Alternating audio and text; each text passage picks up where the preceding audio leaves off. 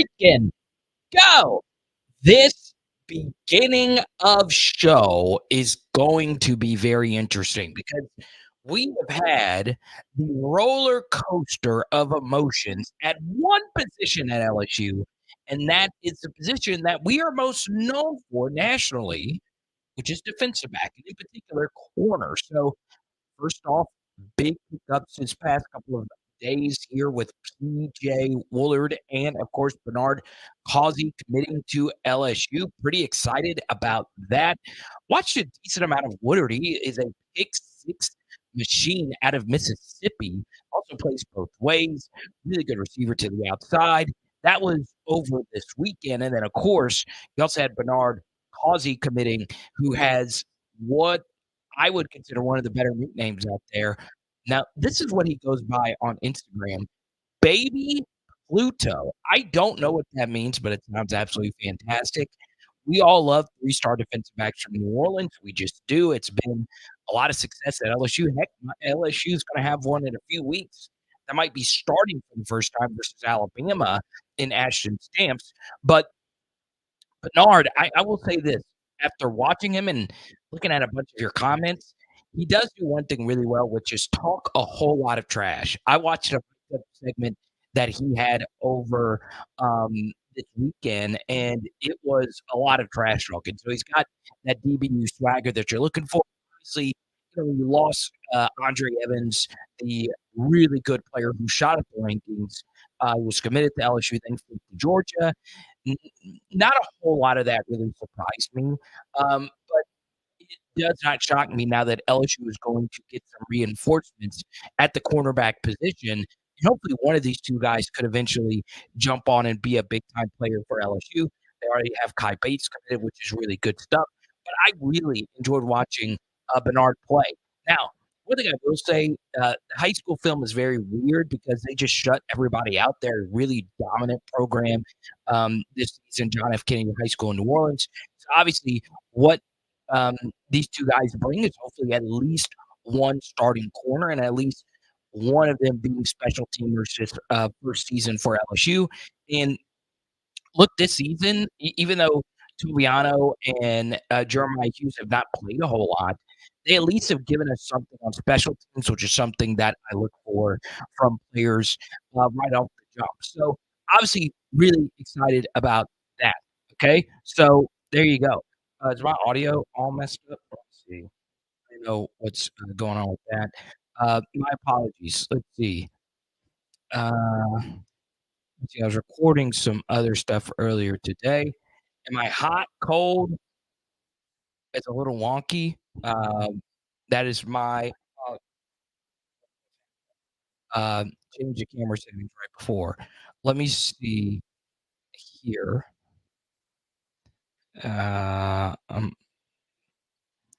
Well, yeah, I've my internet was out all day yesterday, so the segment that I do with Blake every week, I had to drive to a random parking lot to go do it. It's obviously frustrating. Type Y for yes, type in for no if it sounds better.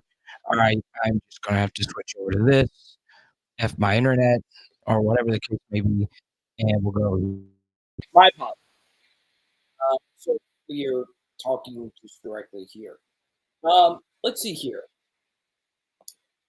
The big story, though, okay? I've got to be real. Nothing, nothing comes close to what has been a rough couple of weeks for the LSU defensive backfield. Okay, I do have to give some credit to Jacques Doucet tonight. All right, so Brian Kelly did have a uh, a press conference earlier today.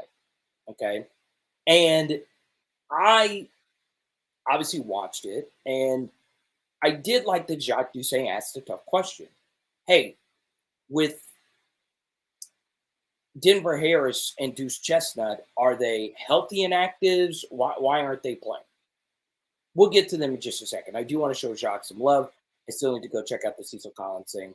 Really cool stuff. Okay. It's a tough question to ask because we've been wondering where the heck are these guys? Okay. Um, But the big story, obviously, is Zai Alexander and MEKHI Wingo. Okay, these guys have been really good players for LSU. Obviously, Wingo more so than Zai Alexander.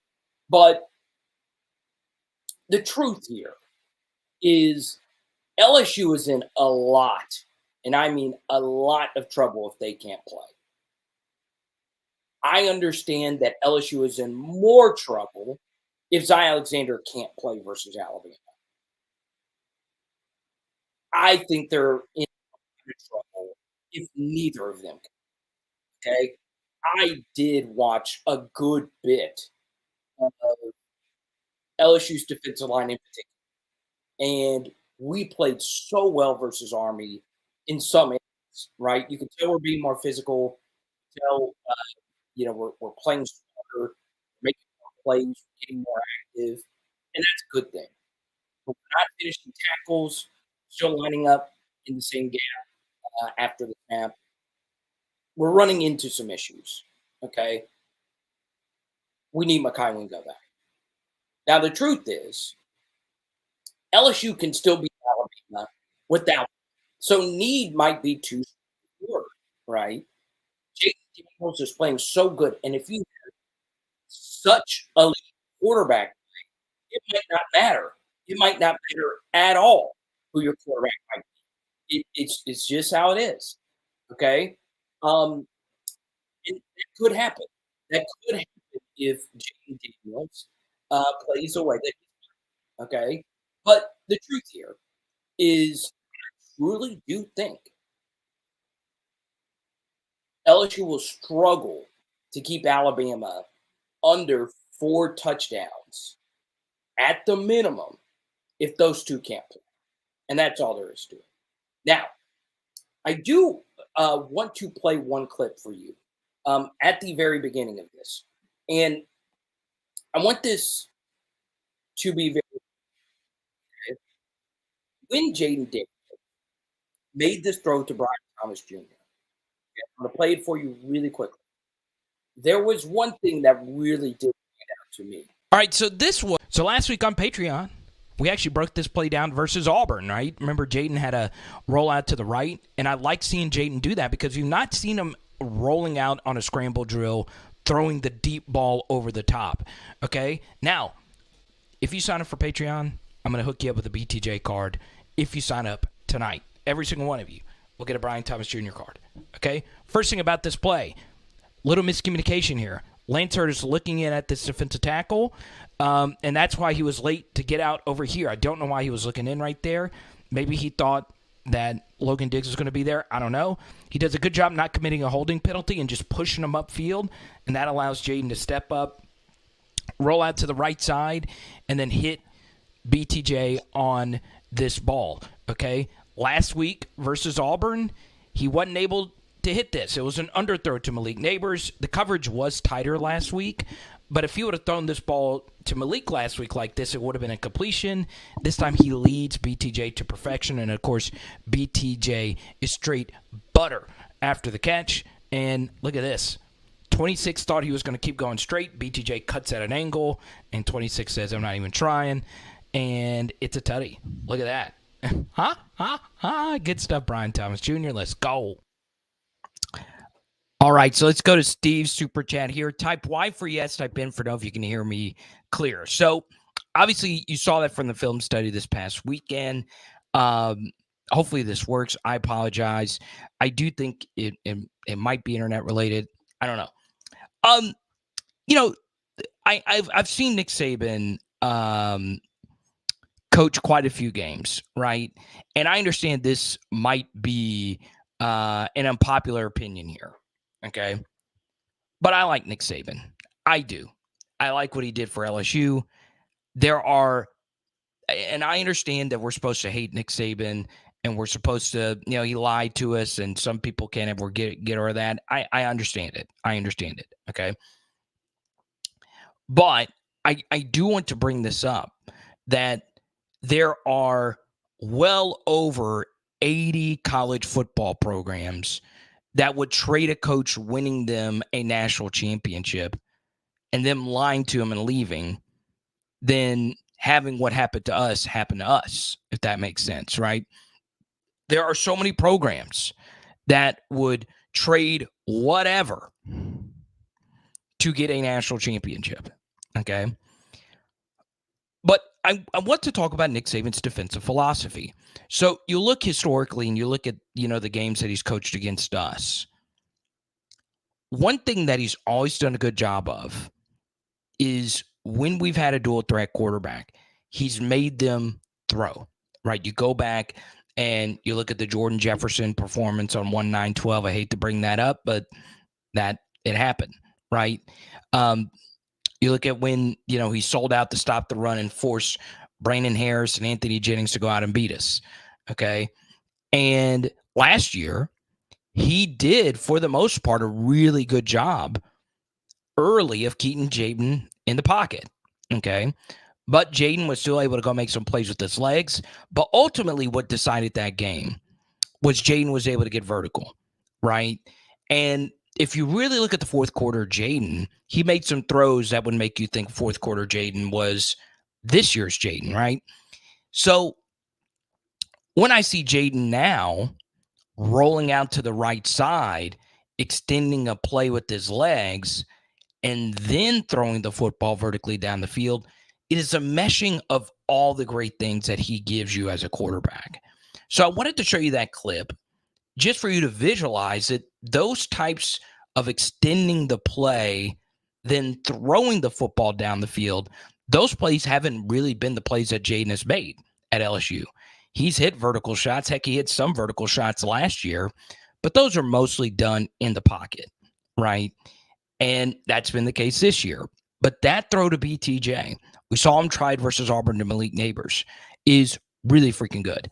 Okay. So we say hi to Steve. Thank you for the first super chat. And thanks to some very generous PHLers, and that generous PHLer Player X, he wants to do something pretty big for this week because it is a bye week. So you better thank Player X for this. Obviously, I'm building my Mason Smith collection. Obviously, Player X knows Mason's mother. So what we're going to do is on Thursday night, we're going to give out one of my favorite Mason cards. There's only 99 of these in existence. So on Thursday night, we're going to give this out to someone who tunes in to Tuesday, Wednesday, and Thursday nights PHL live stream. So we're going to be live tomorrow at 6 and Thursday at 8:15. Okay. So we're going to be giving away one of these Mason Smith green autograph cards. Okay. So there you go. Thanks to Player X. Should be pretty cool. We're going to give it out Thursday night.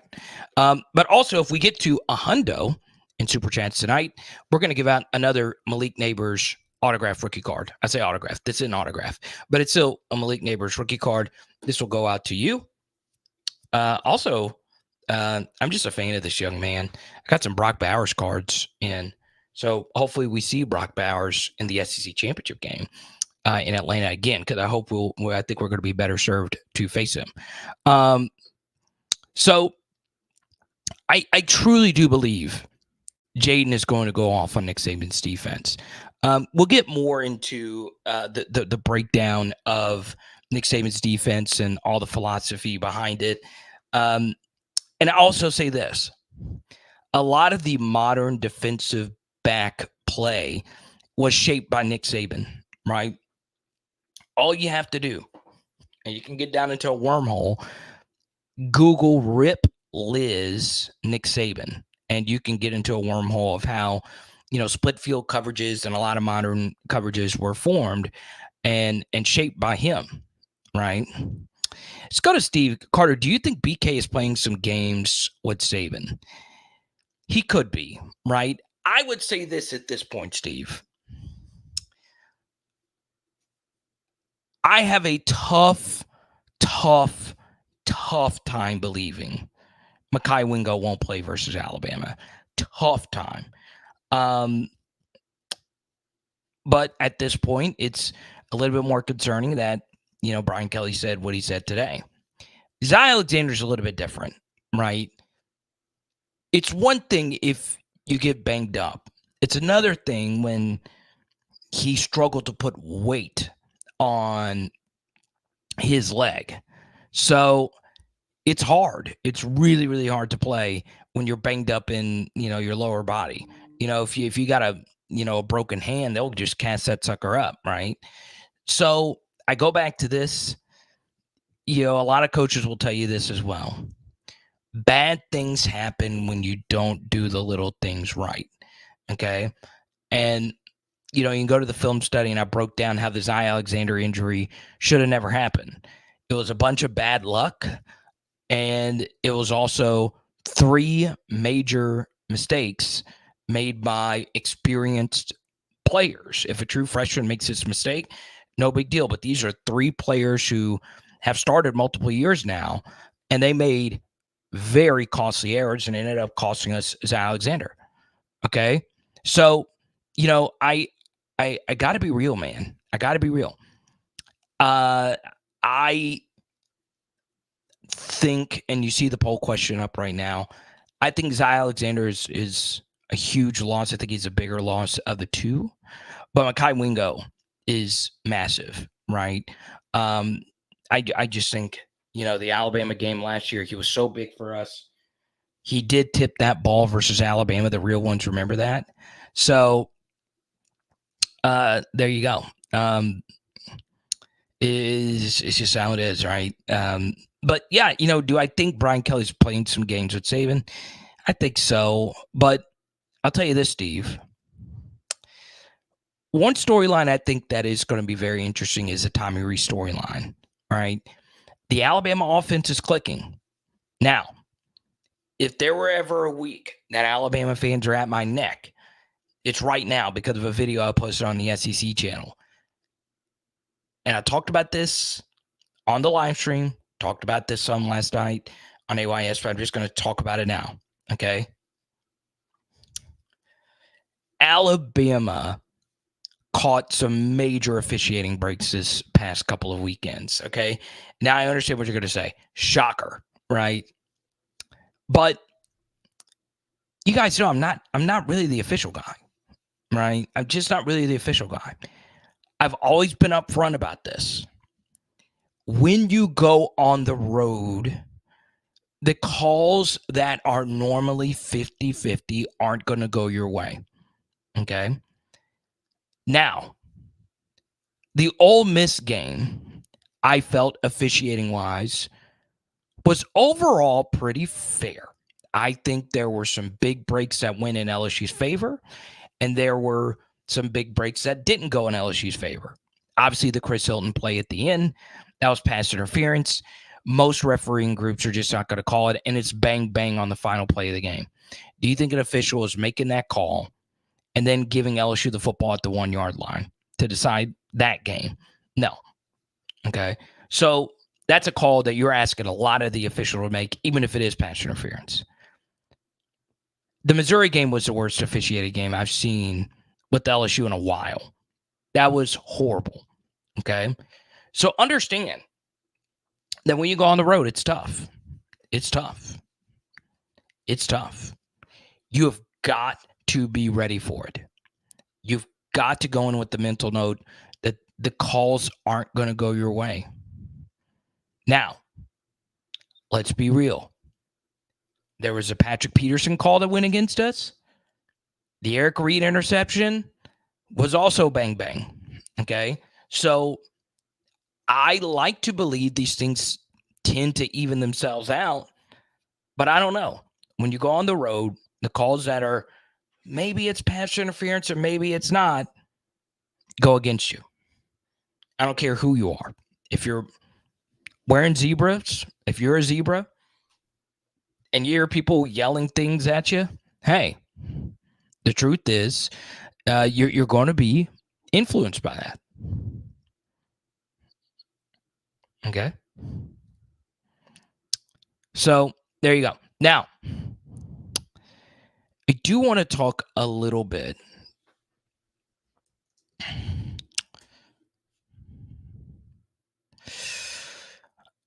I talked about Bernard CAUSEY at the beginning. And I think I said Woodard at the beginning instead of Woodland. I got a text about that. I'm sorry about that.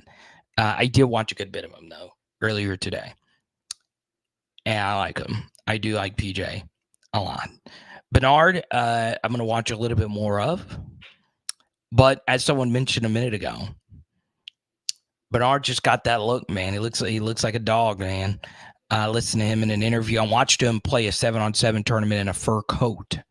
So if you're just joining us, I'm really excited about these 3-star DBs. Hopefully one of them turn out to be great. Okay. I'll also say this. There are some top 100 receivers / athletes that play both ways out of the state of Texas that have some LSU feelers out there. So I just wanted to point that out as far as recruiting. Also wanted to say that clearly because my microphone screwed up at the beginning. But there you go. I would have, Steve. I definitely would have. But then again, the referees could also say, hey, you're just overstepping your bounds. But yeah, there were some weird things that happened. Now, what I would also say is I understand Alabama has like a policy that they never rush the field. I don't know. If they win this one, the floodgates might open. I'm just saying. After what happened last year. So if that happens, keep your guard. Keep your guard. One player who did something dirty for Alabama was Jermaine Burton this past weekend. So there's a bang play. And go to the SEC channel, did a video on it, and go watch it. And he actually kicked a Tennessee player off of him. So a Tennessee player tried to jar the ball loose, and he kicked him. Both legs just kicked him off of him. Should have been a penalty. Okay. But the thing I think about all the time is Jermaine Burton last year after the Tennessee game, you guys saw this. He hit some Tennessee fans, one of which was a female. Okay. He's only spoken out publicly about it once, and he said, I'm not going to let that mistake, define him or whatever. But he's always kind of had this chip, right? So going into this game, 2 things. Tell your team to keep their cool, all right? It is going to be so hostile, you're going to be called every name in the book, okay? Hopefully ones that aren't too nasty, but Bama fans, I've heard some tough things this year. There's another viral video of a fan who said some very nasty things to some Texas players. Be ready for that. Be ready. There's going to be so much angst and revenge and all that pent up frustration, especially considering this was the first time in a while we beat them at home. So it's the next year kind of thing, right? 2019 happened, then 2020 happened. Well, Bama was a juggernaut, and we were awful, and there was no fans in the stands, right? So we knew we were going to get beat by 50 or whatever the score was. So go in keeping your cool and go in knowing that they play with a chip. There's some guys on that team that like to get that like to get feisty. And if for some reason the Bama fans rush the field, don't touch them. If they come up to you, just don't mess with them. I understand it's a lot of energy going through your body. But here's the funny thing is we're not going to have to worry about that because we're beating them. Not even beating them. We're beating them by 10.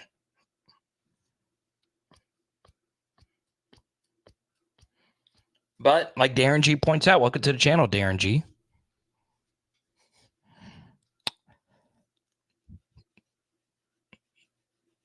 All right, let's do a dad joke here. I'm trying to think of I'm trying to think of a dad joke here for Darren G. Darren, how's your buddy doing? The woodwind player. Let's see if y'all get this. All right, it should be. I butchered it. Darren, your brother, man, how's he doing with the woodwind instrument? This is pitiful, absolutely pitiful. It's just so cheesy. But if you get it, you get it. Maybe one of y'all will explain it. I know John Silby got it.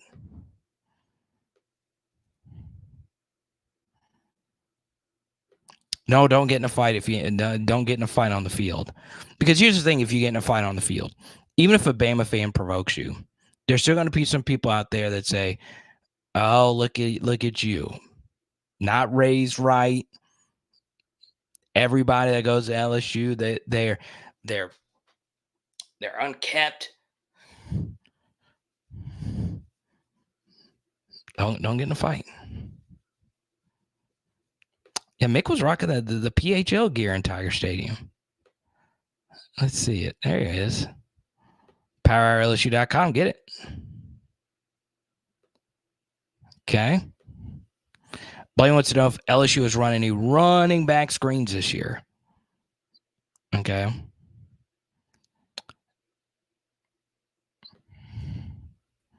I know, Tony, I butchered it. I know you got it. Warren G is a saxophonist, the woodwind. It was a stretch. But I'll talk about running back screens in particular. Okay. Thank you. I knew Michael B got it. Michael B knows you better than anybody. So running back screens, they're harder now for a lot of reasons. Defensive linemen are just smarter. They know when they get through unblocked to retrace their steps and chase down the screen from behind. Also, teams just have faster personnel. Screens are all about spacing, right? So think about it this way. If an offensive lineman gets out into space on a screen, they have a fast player in the open field that they have to block, right? So if they have the perfect angle on them, yeah, they're going to dominate them, but you still got to make the block. And so many screens get blown up by linebackers and safeties who are undersized, but they're able to get around the block of an offensive lineman. The third thing is, for some reason, LSU just has not had success running back screens really at all, right? You go back, Matt Flynn and Charles Scott had some great screens that they would run, but it's never really been one of the big staples of LSU football, running back screens. So there you go.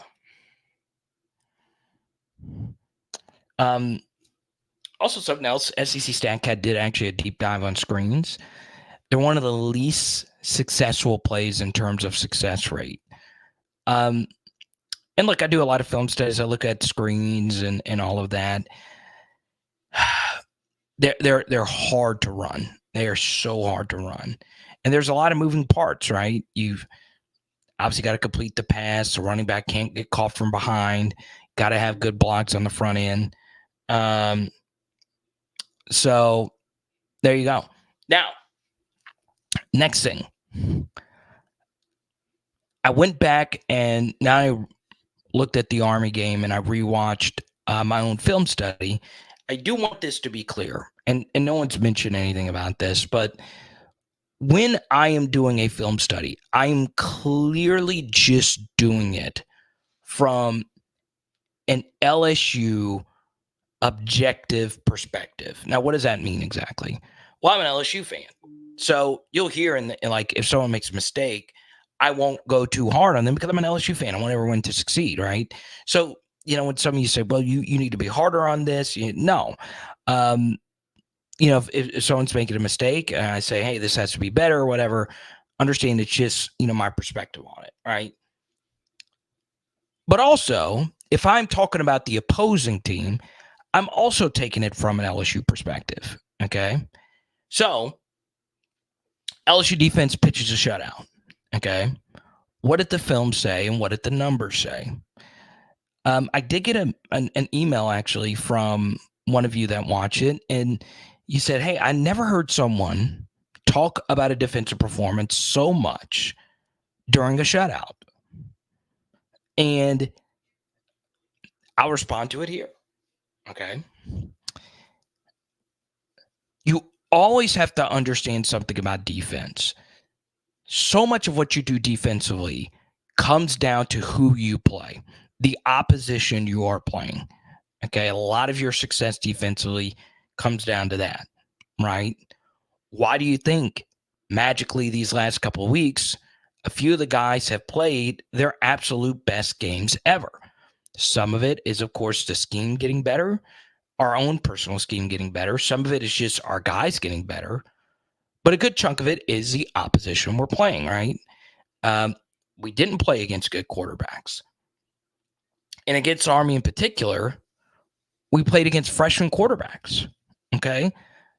And I went and looked, and there has never been a QBR differential in any LSU game. The difference between Jaden and Garrett and their backups. So I'll put it this way. LSU's fourth string guy could have potentially got some run for the opposing team, right? Because all they had were freshmen available to play quarterback, basically. So you have to factor that into the defensive performance. Now, how much do you do that? You to me, you have to do that quite a bit when you're getting ready to play one of the better offenses in the SEC. Okay, so yeah, I mean, I truly do believe that this next game, we could see Ashton Stamps and Sage Ryan starting at corner. What we can deduce, though, is Sage Ryan is for sure going to be one of these starting corners versus Alabama. And not only is he going to be your starting corner, he's going to be your best corner going into this game. Okay? So it's tough. It's really, really, really, it's going to be really tough, man. You know, I understood we pitched a shutout, but there were some times where we, gave up some runs that we shouldn't have given up. And there was just no way that night we were going to get challenged in the passing game. So, I don't think they ran a play in the red zone. So you do give the defense credit. You do. But you do have to ask questions, right? I do think their backup quarter or their real starting quarterback would have scored at least once. So there you go. And the inverse of that is also true. It might not matter. It might not matter at all because we got Jaden Daniels playing right now. Okay? Now, once again, I listened to, Brian Kelly's comments from earlier today.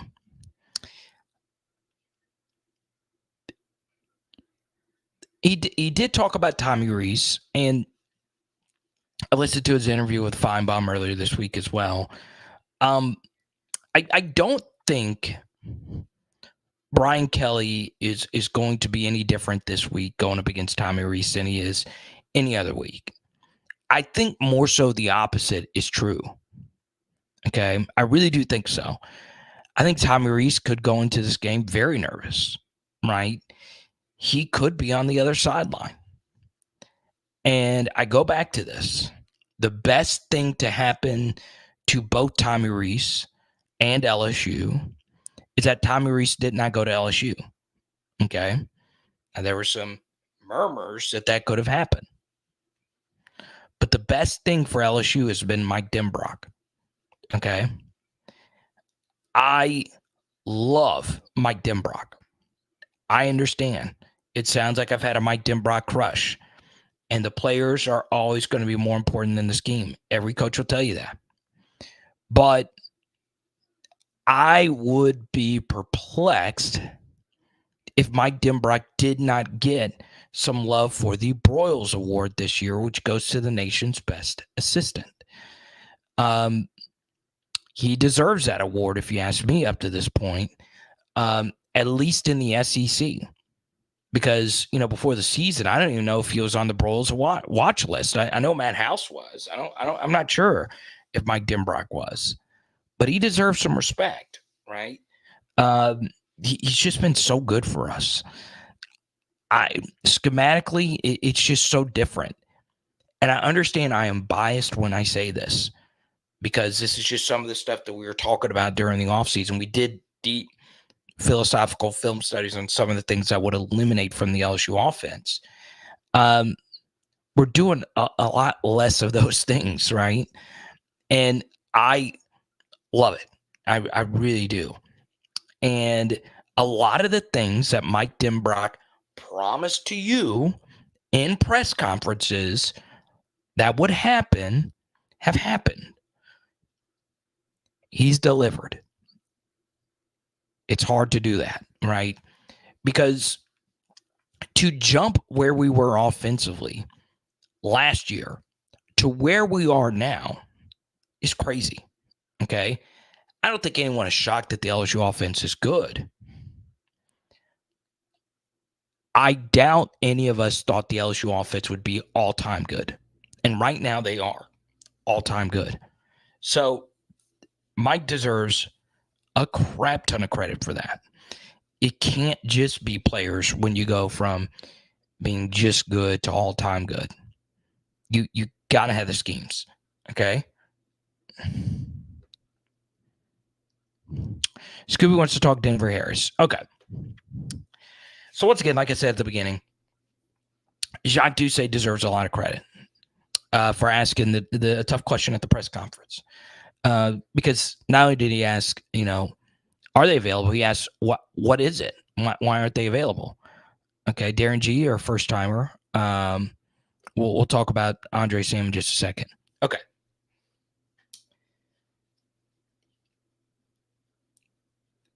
Availability is so important to me.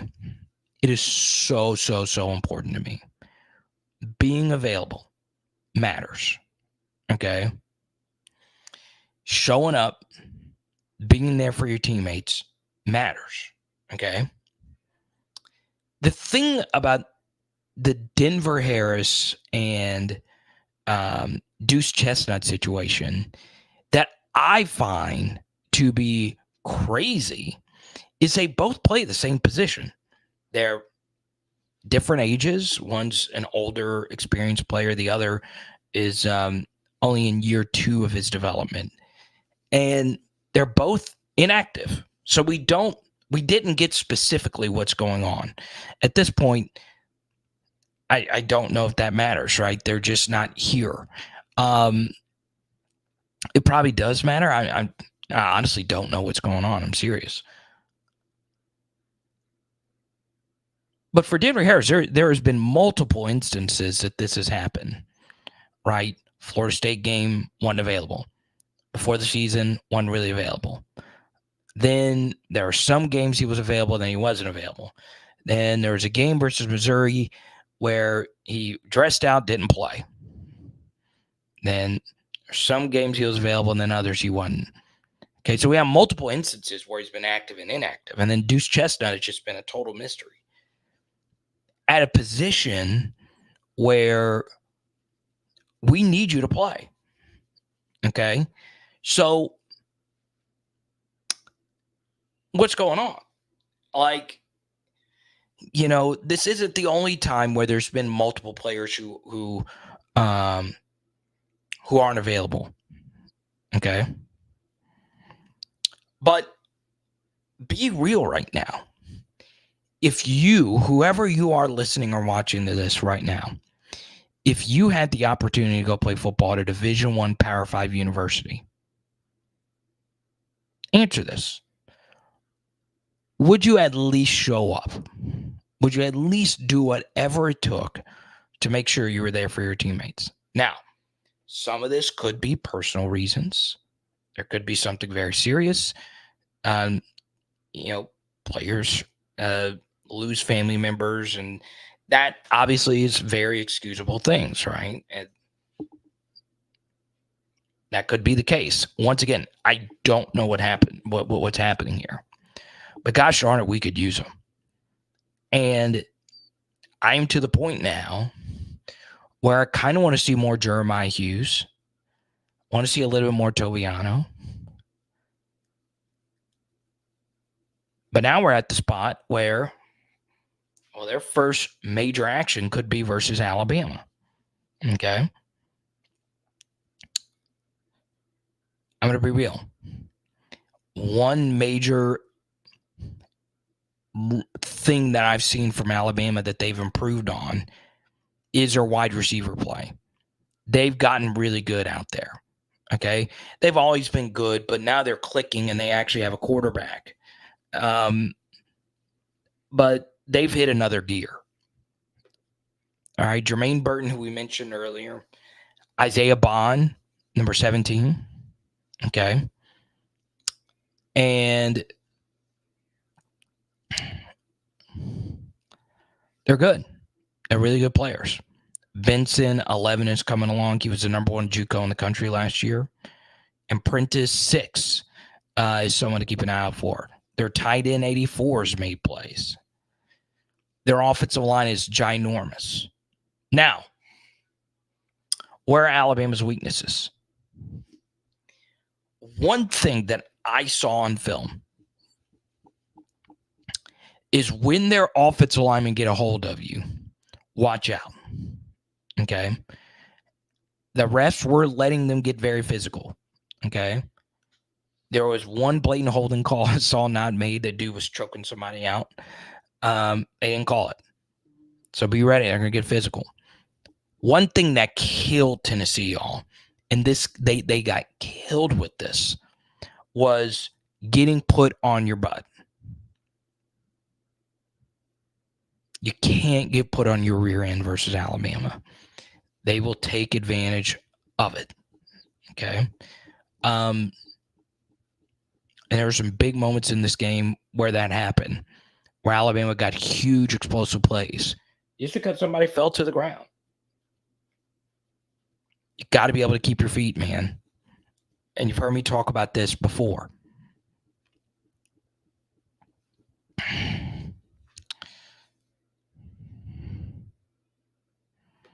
Yeah, Jason, just shoot me a DM on Facebook, man. We'll get you all set up. You can also Venmo, Cash App at Carter the Power. Thank you so much. I really appreciate you.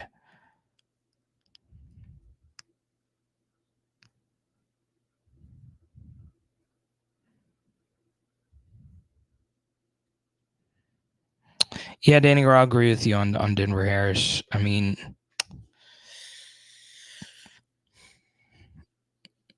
it sucks. It really, really, really sucks. Yeah, Dante, you can't, dude. They're so good at getting open deep. 17 is a guy, Bond, who is their deep ball threat. But Burton can play. So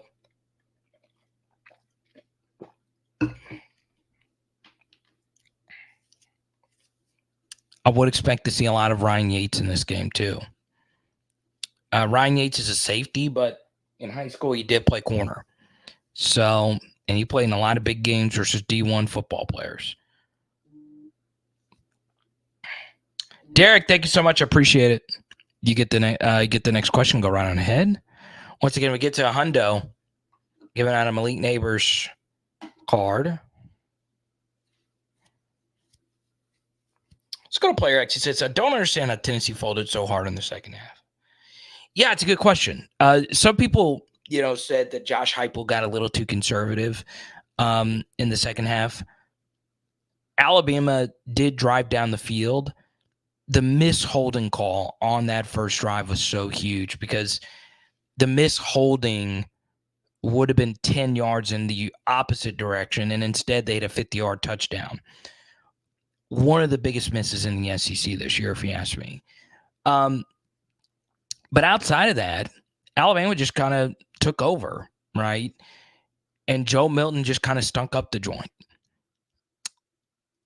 One big thing LSU has in their favor is Jaden Daniels is not Joe Milton. Joe Milton is not a elite Power 5 Division I quarterback. Now, notice I said elite. He is very good. He deserves to start at a Power 5 program. I just don't think he deserves to start at a top 15 program in Tennessee. And I think they should have played their true freshman, Nico, from the jump. But I understood going with Joe Milton up to this point, and Joe's been fine. Joe's been fine overall, but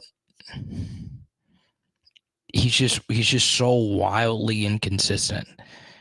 He doesn't have the same down to down consistency that Jaden has, and honestly, that was a big thing for me. He missed a few plays in that second half. He missed a huge throw in the first half. So, look, I did a video on how bad the officiating was in that game. Ultimately, though, Tennessee, if you have a 20-7 lead, you've got to win that game.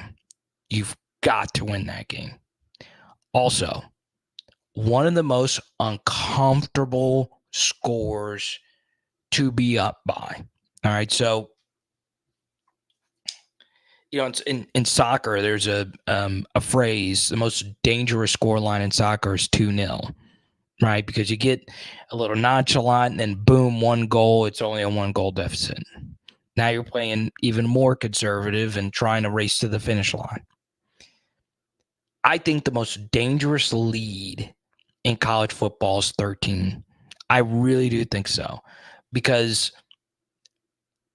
if they score a touchdown, there's so much pressure on you only being up 6, right? Because now you're like, oh crap, they're 1 touchdown away from actually taking the lead. But 13 is a big enough lead for you to feel like, oh crap, we're controlling this. And Tennessee scored that last touchdown right before the halftime. Okay. So, to Danny's point here, I'm not like, I think momentum exists. Sometimes I think it's overstated, but to Danny's point, in this situation, it was clear the momentum heavily shifted in Alabama's favor. All right. You could just see Tennessee played very tight, didn't deal with adversity well, and they got wild, man. They got wild. But yeah, as crazy as it sounds, Alabama shut down Jackson Dart earlier this year. And we know Jackson Dart is really, really, really good. But if we're being honest about Ole Miss's offense since we played them, right? Well, they put up 28 versus Auburn. They put up 10 versus Alabama. They put up 27 versus Arkansas. And all those teams have respectable defenses, okay? I don't think Jackson Dart is as good as Jaden Daniels, right? I don't think Quinn Ewers is as good as Jaden Daniels. And obviously, Dart can run, but he can't run like Jaden. And Quinn Ewers can't run at all. So I think LSU feels pretty good about where they're going offensively, okay?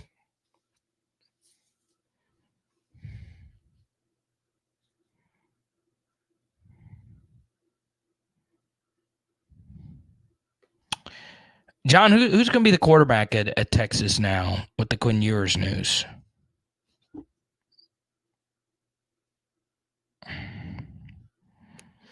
Yeah, it's true, Dante.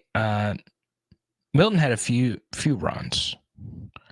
But yeah, Jaden is elite runner.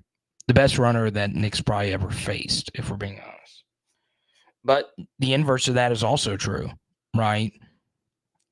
I'll tell you this, Dante, I think when it comes to running, Jaden's a better runner than Jalen Milroe. Milroe's obviously more powerful. So, if you need, let's say, like a tush push, if you will, or you need someone to bang in there for a yard or so, Milroe's just a thicker player. But Jaden is a better runner. One thing I will say, though, is I don't think Nick is going to let Jaden just run for it. I just don't. I think Nick is still going to force Jaden to beat his corners to the outside and make big throws like he did last year. Okay. What I am worried about is our pass rush lane integrity. We had obviously a really bad one at the end of the first half versus Army. Outside of that, our lane integrity was okay overall. Our pass rush lane integrity versus Auburn was all over the place. Okay. We do not want Milroe running for first downs. We just don't. Okay. Especially rolling out to his right. Okay. That is not where you want him.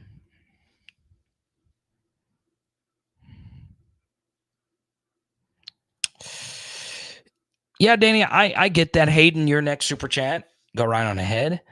I don't see that happening, Danny. I just don't. Like, I think for him to go back to doing what he used to do, it's going to take the Alabama defense doing that instead of Jaden doing that, if that makes sense.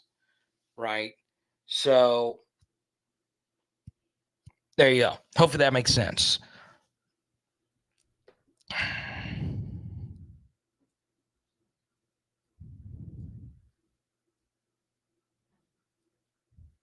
So Malik Murphy is going to be the guy at Texas. Interesting.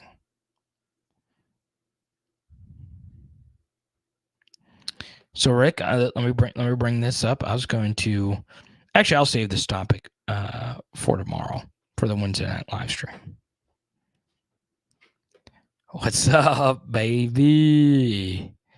Pooh Bear, what's good? Next thing, I think about, and we normally do it on Tuesday nights. We go through and look at the recent matchups, right, between LSU and Alabama. How have the matchups fared? And obviously, it's one-sided. If we're being honest, it's been one-sided. Alabama, they've taken it to us. Okay, Player X, I appreciate it. You pick the next topic. Go right on ahead. Okay. We had a first-timer, Darren G, ask about Andre Sam a minute ago. Yeah, Andre Sam's playing really well, Darren G. I don't have the comment in front of me, but good bounce back, last couple of games. Obviously, the Missouri game was tough. The Ole Miss game was tough. I think some of the Missouri mistakes that made by Andre Sam were a little overstated. A lot of people are going to struggle guarding Luther Burden. But yeah, now we go to I am LSU Sam. Was Zy Alexander hurt on a dirty tackle? No, it wasn't dirty.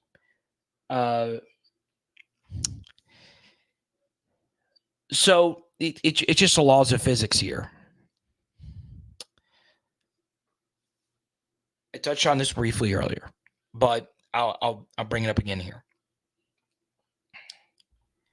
LSU should not have been in that situation. 3 very preventable errors were made by 3 experienced players on the team. Okay. I'll specifically name them now. Nathan Dybert kicked the football out of bounds. Okay. He's done a really good job of that this season of not doing it. Last year, it wasn't as good. So they get the football at the 35-yard line. Then they break off a long run where we had it stopped. They weren't even hitting the hole that hard. And, Greg Penn just missed a tackle. And it was just right up the gut. He just missed it. And they broke off a long run. And they were able to call a timeout. And they were able to run it, get a Hail Mary. And then the third thing happened. We lost our pass rush lane integrity. So Parashan got beat. And if Parashan would have just stayed to the outside there, Jacoby and Guillory is sacking him. Ovia Gufu is sacking him. He is sacked, and the half is over. But we lost integrity to the right side. And look, it wasn't on any one of those guys, but those 3 mistakes led into it. And then, with the running start, the quarterback from the 50-yard line undershot the ball. Okay, so the ball fluttered in the air. I think everybody on the field was just kind of shocked by that because, in a Hail Mary from the 50-yard line, you would think the ball would make it to the end zone. It didn't. So Zy Alexander had a running start to catch it. So Zy Alexander, he could run. So he was already at top speed pretty quickly once he got that football. The thing is, when you're not used to getting tackled and you're running at top speed, injuries can happen. Okay. I don't think the hit was dirty. It was very awkward. And the quarterback and the receiver just kind of converged at the same time, and it happened. So, it's a huge loss. It just is. I think, he's the only corner on the team that a lot of you feel comfortable with at this point. So, look, maybe Sage Ryan says, look, I'm taking this game to heart. I've heard what, all the LSU YouTubers have said about my play. I've heard what all the haters have said about my play, that I'm not a 5-star. I haven't lived up to expectations. And remember, he was going to Alabama, and he decided at the last second to go to LSU. Maybe this is a game we see it. I hope so.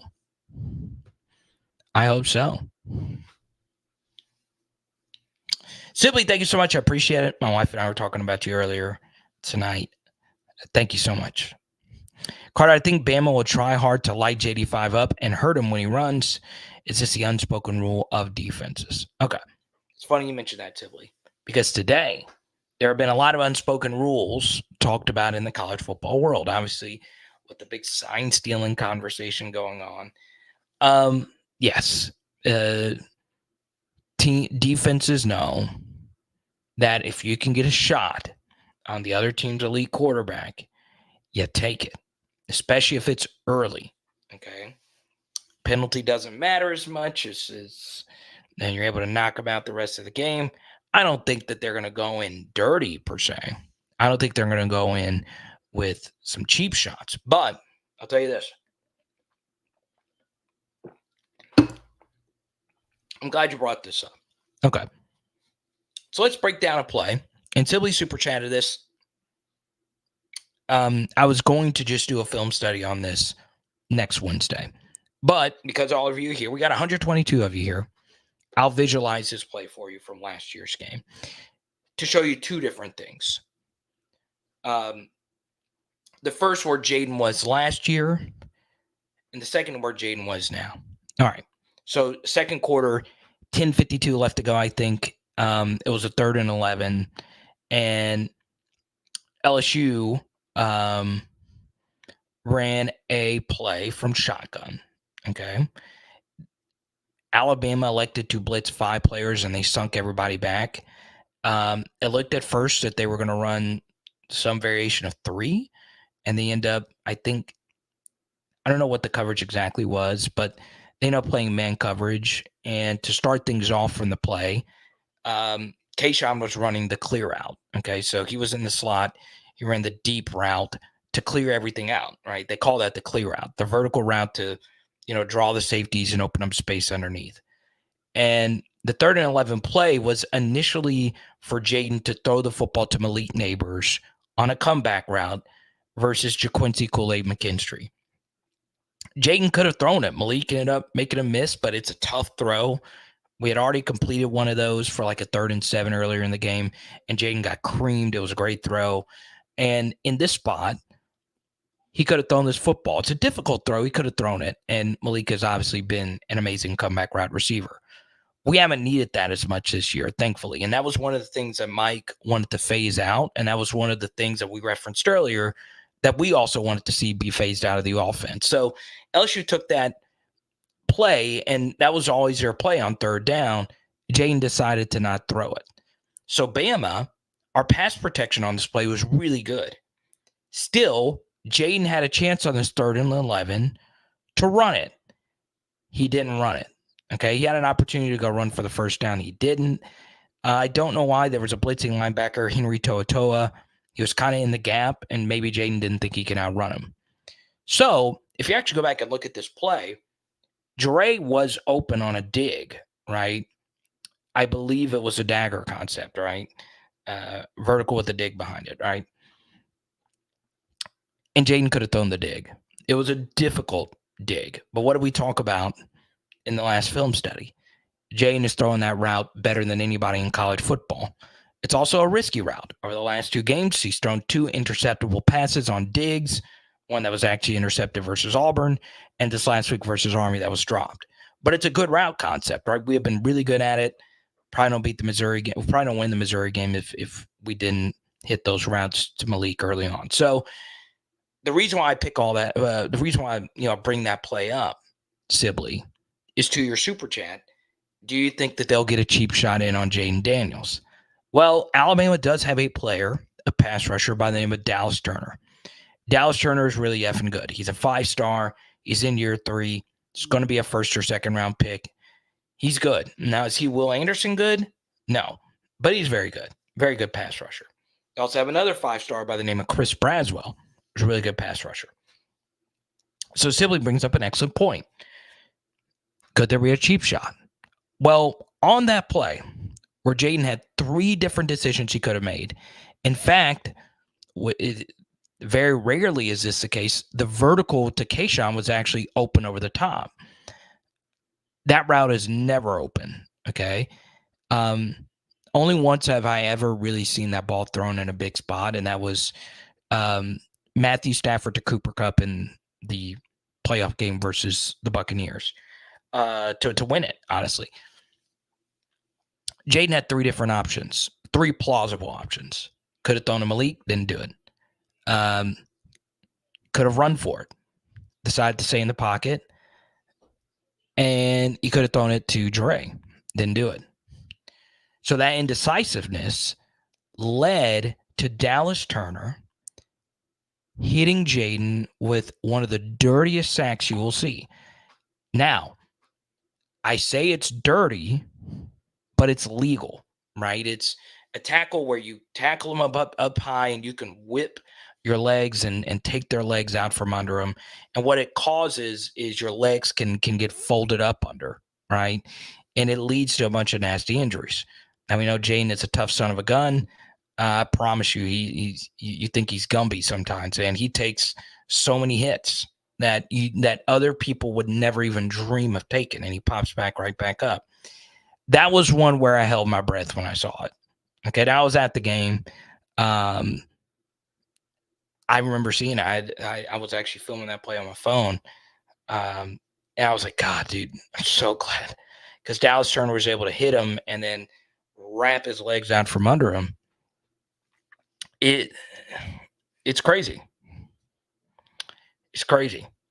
So, so if Dallas Turner gets a shot, he's going to take it. So that's why we need to rip it, play within the offense, and if we do that, we're going to win this football game. Okay, and this is something I think a lot of you, just like in the back of your mind, are saying, for some reason, I've seen some of this sentiment. Well, it's Alabama. Be honest. And I want you just to answer this question to yourself. When you've watched LSU play offense over the past couple of weeks, did you not feel like you were watching something legendary? I don't know about you, but I did. Okay. If you feel like something is truly legendary, you don't fear anything if you're a legend. You don't fear anything. That doesn't mean you don't lose. That doesn't mean you don't have success. We have not had a bad offensive game yet this year, y'all. We haven't. Okay? Is this the best defense we've faced up to this point? Yes. Is this the most hostile environment we've faced up to this point? Yes. Is Nick Saban a very scary son of a gun with 2 weeks to prepare? Yes. Okay? But who was the team that outcoached who last year? Exactly. So I wouldn't worry too much about that. If you really feel like you're watching something legendary, you think that the LSU offense is going to move the football. Okay?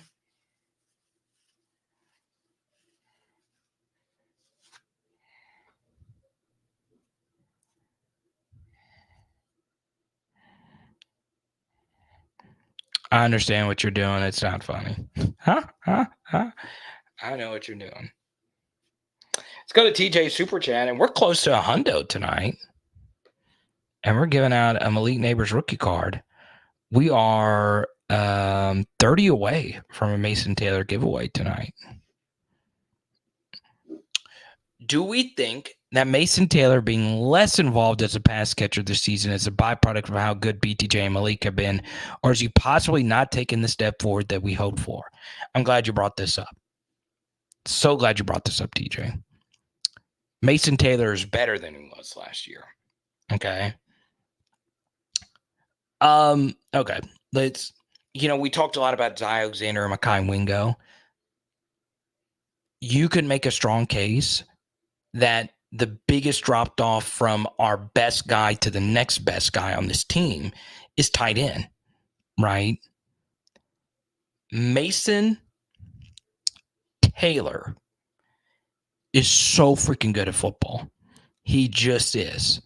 Now, I'm not going to sit here and tell you he's Brock Bowers. I'm not going to sit here and tell you he's the next Jason Witten, but he is an NFL tight end, y'all. He's so good. He's a good blocker. He's a good pass catcher. He's reliable. He's got great athleticism. 6'5", big hands. The only reason, TJ, that his numbers aren't better is because Malik and BTJ are absolutely monsters. That's it. Okay? And always understand this. Even with Jaden throwing the football so well, when you have a dual threat quarterback, the numbers of everybody else tend to go down outside of only two players. Okay. Now, that's me citing NFL statistics. So there's a fantasy analyst by the name of JJ Zacharyson who did a deep dive on the NFL's best dual threat quarterbacks. So like Jalen Hurts, Josh Allen, guys that can actually go run for a lot of yards, Lamar Jackson. And what his study showed is normally two other players on the offense at maximum could put up cartoonishly high numbers because some of the numbers can be displaced by Jaden's runs and rushing yards and all of that. So with Mason, yes, his numbers are down, but whose numbers are up? Well, BTJ's numbers are up. Okay, they're way up from last year. Going into the season, BTJ did not have one single 70-yard game. Let me repeat. Going into the season, BTJ did not have a single 70-yard game. Also going into the season, he did not have a single 60-yard game versus a Power 5 team. Okay? So when he played, he never actually played elite versus the elites. So what's happened this year? Well, he only had 7 yards versus Auburn, but against everybody else, he is torched. Okay? And against Auburn, he was doubled a lot. So, TJ, to your point, Mason's really good. He's playing really good football for us right now. And I do think he is a draft prospect for the next season. Now, he's not going to be a first-round pick. He's not going to be he's not going to be like a fourth or fifth round pick. But gosh darn it, he's good. Okay. And a good example of him being good is that we brought in 3 different true freshman tight ends, and none of them have really come close to playing outside of when Mason was hurt for the Mississippi State game. So keep this in mind as well. His ankle, I doubt his ankle is at 100%. Now you might say that, but he only missed 1 game. So I think he's playing really well. I do. I really, really, really do.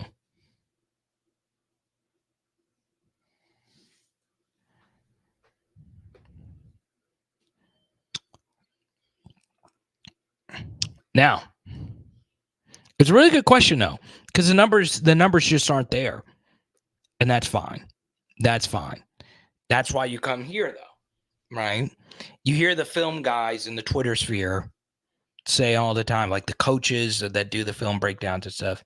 So the regular fans don't know ball. Okay. You come here to know ball. Now, once again, I'll never tell you I'm a coach or anything like that. But I feel like I can give you a deeper understanding of, what people are supposed to do on the football field, right? Mason's just a really good football player. That's all there is to it. Some guys are just good, right? They're not elite. They're not great. But he's great. He's great. But he's not like transcendent, if that makes sense. Now,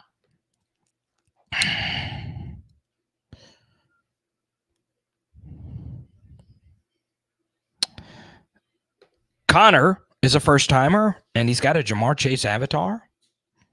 If we went out and beat Georgia, what's our best scenario for sneaking into the playoff? I'll answer that.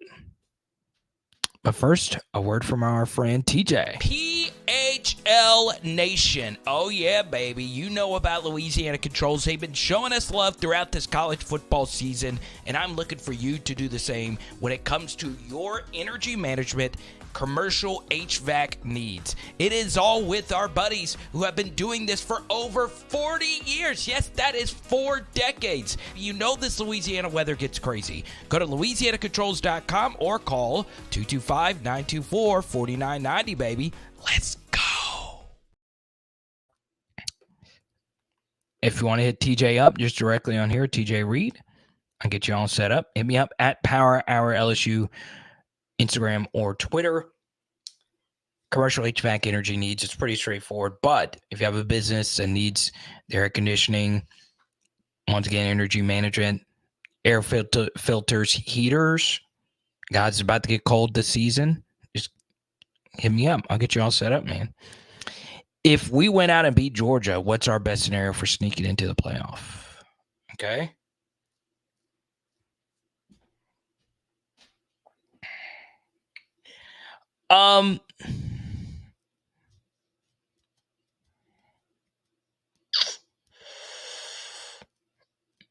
Okay. LSU does not control their destiny. They know. The first thing, obviously, is you need Ole Miss to lose. They've got to lose to Georgia or somebody. So it could be Mississippi State. We'll see. Okay. Let's see here.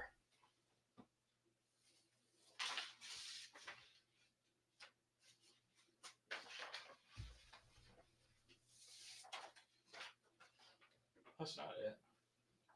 Either way. So Ole Miss the rest of the season, they have to play Vanderbilt next week, which they'll win. And they have 4 more games, 3 of which are against conference foes. Texas A&M, at Georgia, and at Mississippi State. So you need Ole Miss to lose one of these 3 games. Okay. Now, Player X says Ole Miss will lose another game.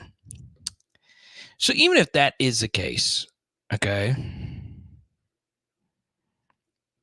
there are too many undefeated 1-loss teams left and not enough games to lose.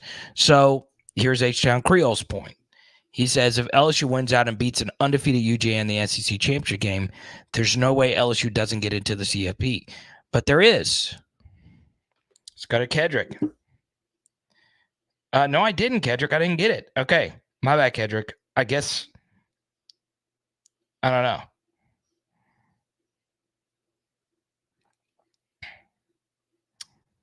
There you go, Kedrick. All right, Kedrick. You pick the next topic. Go right on ahead. I did. Just, I guess I missed it. I'm sorry about that, man. But yeah, so I'll pull up the AP poll right here.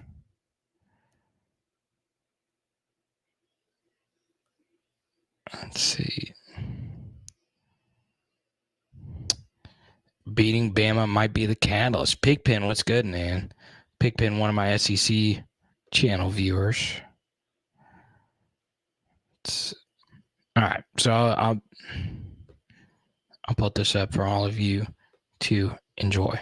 Okay, so here you go.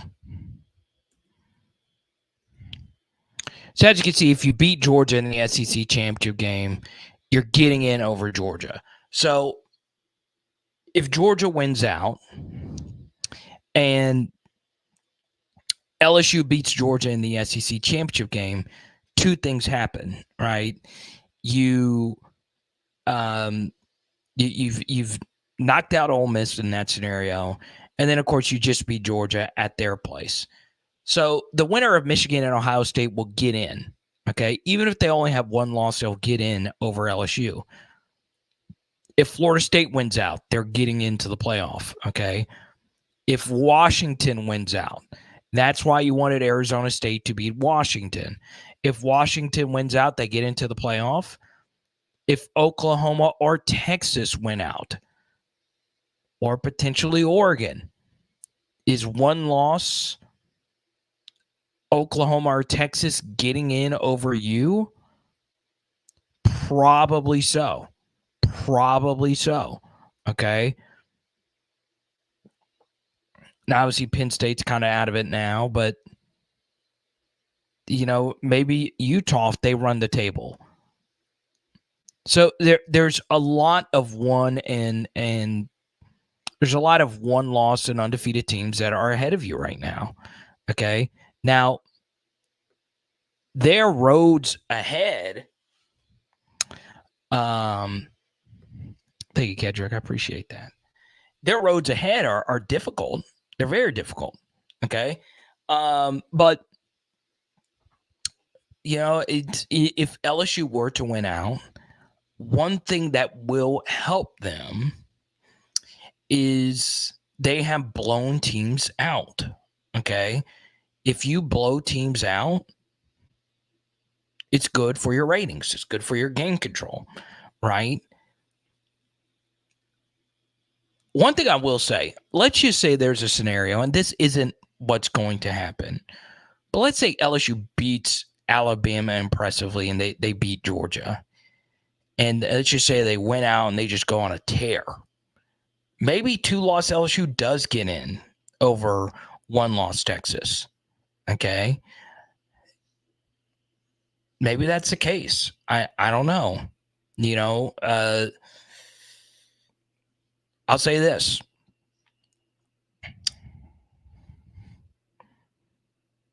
They would have a common victory, of course, both of them winning in Tuscaloosa. But yeah, I mentioned this on the Sunday night live stream. You need something to go your way, right? UCF was close to beating Oklahoma. They couldn't quite get it done.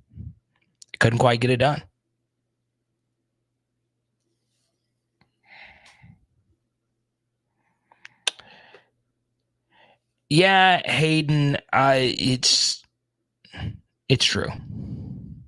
It's true. But you live with it. Sherry says there's no way that they could put a 2-loss team in over an undefeated or 1-loss Power 5 team.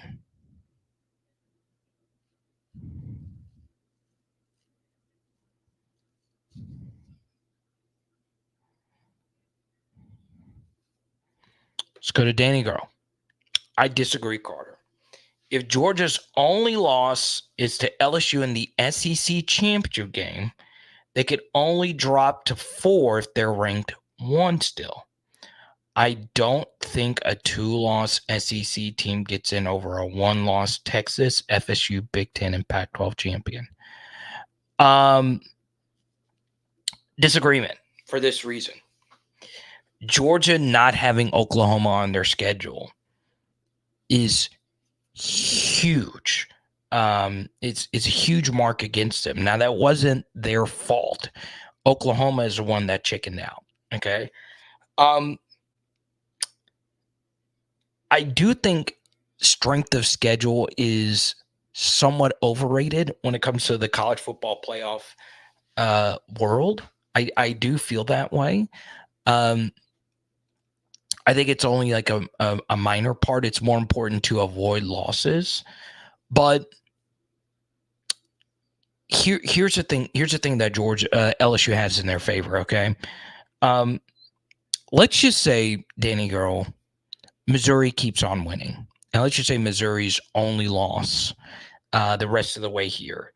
Okay, and let's see, where's Missouri on this? Okay, Missouri's final schedule here is at Georgia, Tennessee, Florida, at Arkansas. Okay. So, one thing you could root for this weekend is Missouri to beat Georgia. Okay. Because if Missouri beats Georgia, their only SEC loss up to this point would be LSU. Right. So, if Missouri beats Georgia and they're able to beat Tennessee, Florida, and at Arkansas, they're going to the SEC championship game and we're playing them. That's not going to happen, but it could, right? But let's just say Missouri loses to Georgia. But they beat Tennessee, Florida, and Arkansas. That makes that win look that much better. Let's say LSU blows Florida out. Florida's a good team this year. They're not a great team, but they're a good team. Let's say LSU blows Texas A&M out. How you win does matter. Game control is part of the equation. So, yeah, I think 2-loss LSU, if they beat Georgia in their building, essentially in Atlanta, they're getting in over 1-loss Georgia. I think so. Because the committee could also say, well, Georgia didn't play anyone tough in the non-conference. LSU did. Okay. And it's not like LSU got blown out by Ole Miss. So, yeah, I do think if LSU wins out, they will be in the best position to get into the playoff. They will. Okay. Just because Georgia's number one, none of their wins look really impressive right now. Okay. South Carolina has declined since that victory. Auburn has declined since Georgia's played them. Kentucky has declined since they played Georgia. And Vanderbilt is Vanderbilt. Okay. So, yeah, I mean,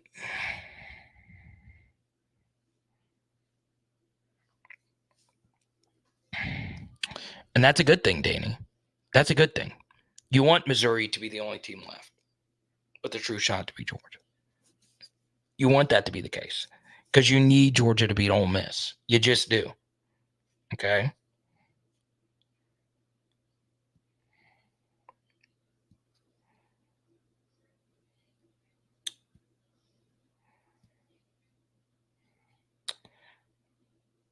But as many of you know, Ole Miss also plays Texas A&M. They still have to play Texas A&M. Okay. Now they do get that game at home, and Jimbo's not good on the road. But if Texas A&M wins that game and LSU beats Alabama,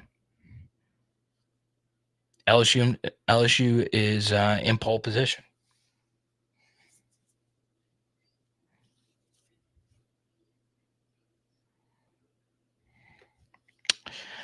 Yeah, LD88. Okay. Let me share this. Okay. I am friends with someone who knows the playoff committee. Like he knows the formulas, all the stuff that they do. Okay.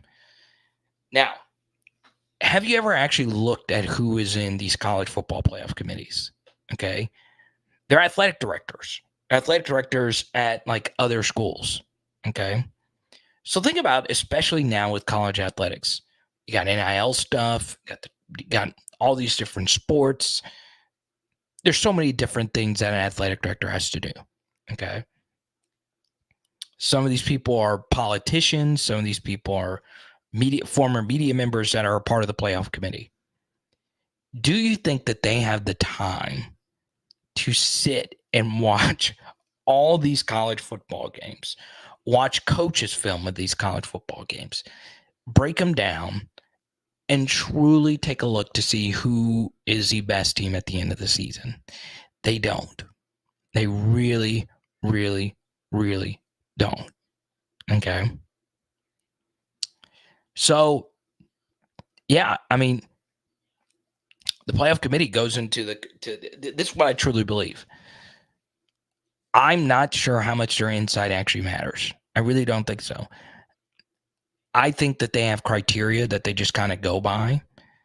And could certain brands play a role into, some of the playoff decisions? Yeah, they could. But yeah,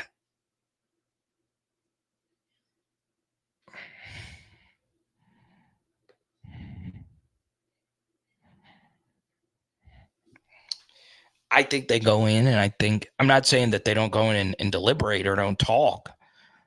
I think they go in and they have some criteria, and then they stick to it, right? They take a look at game control. They take a look at who you play. They also, even though I think this is BS, because it kind of takes away from the team aspect of college football, they do factor in injuries. Okay, so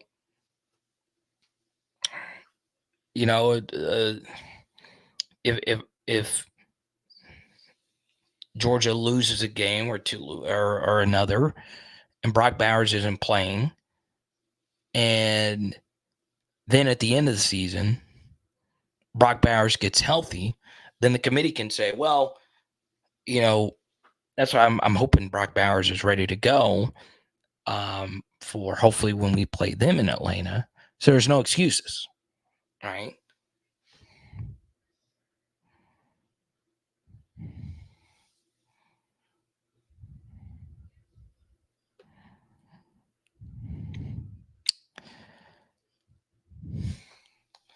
I don't know why people are laughing at the idea that Ole Miss can't beat Georgia. Auburn was competitive with Georgia. Auburn, all right. Um, it's not out of the question that Ole Miss is competitive, right? It's not like these two teams have played anytime soon. It's crazy to think that Ole Miss can't go in there and win that game.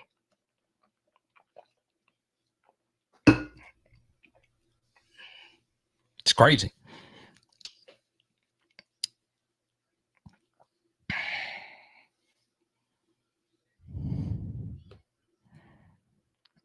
Now, I don't think that they will.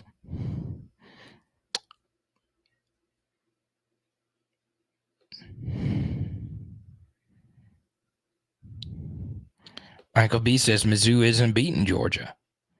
Hell, they're closer than anybody last year.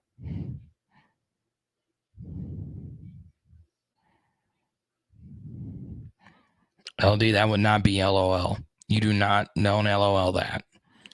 We want Georgia to run the freaking table. That is the best thing. Honestly, the best thing would be no, actually, no, you do want Georgia to run the table. You want Georgia to run the table because at this point, let's just say Missouri, let's just say Missouri runs the table and Georgia runs the table.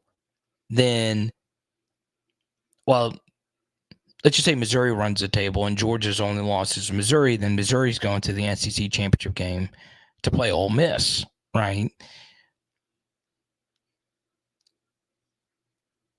You really want Georgia to be an unbeaten before LSU plays them if they beat Alabama.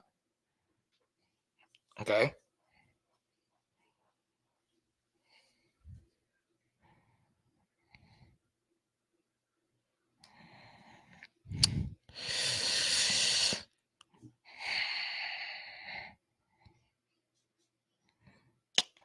This is very plausible, right? Both teams are multiple loss teams.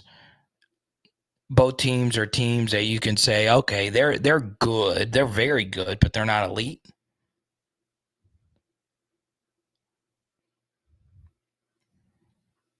So there you go. Now, Jared A makes a good point.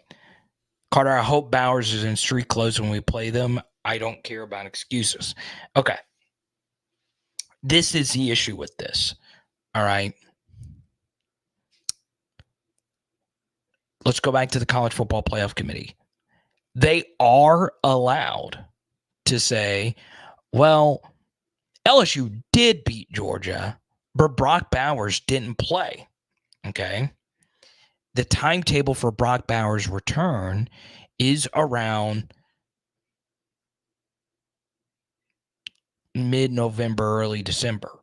Okay. So let's say that they don't clear him to play versus us and we beat them, and then Brock Bowers is healthy again.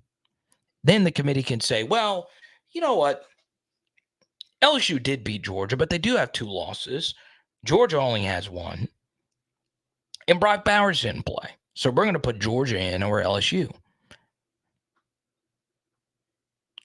They have publicly discussed this. You want Georgia on all cylinders playing versus LSU.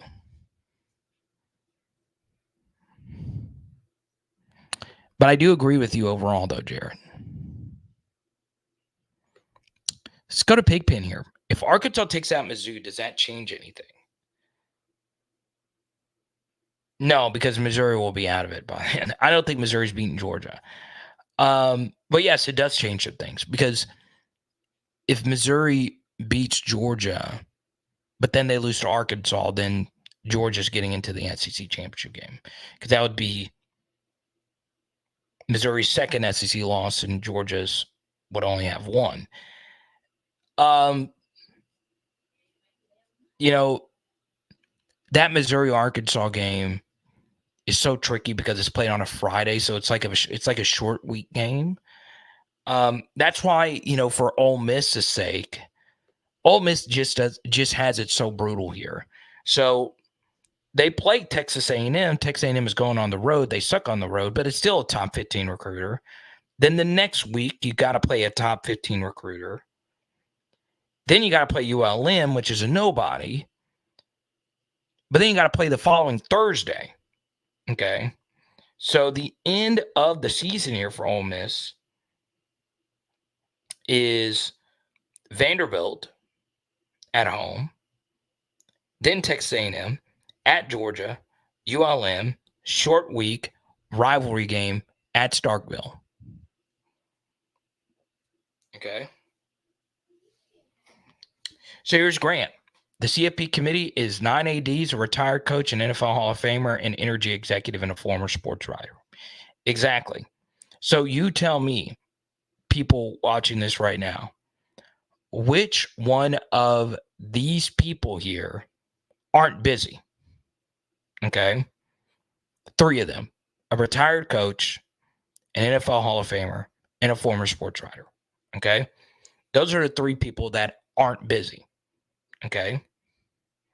The other 10 here have that they got to do. They've got their own university to worry about. They've got their own things that they got to do. They can't sit and watch college football all day. Okay. You honestly can't sit and watch college football all day, because you, whoever you are watching this or listening to this, when LSU comes on, you're locked in on LSU. You're just in. You're just watching LSU. Sure, you can have Texas, Alabama going on in the background. I did earlier this year when we played Grambling. We all did, right? But it's hard. I mean, it's a lot of football you got to consume. Okay.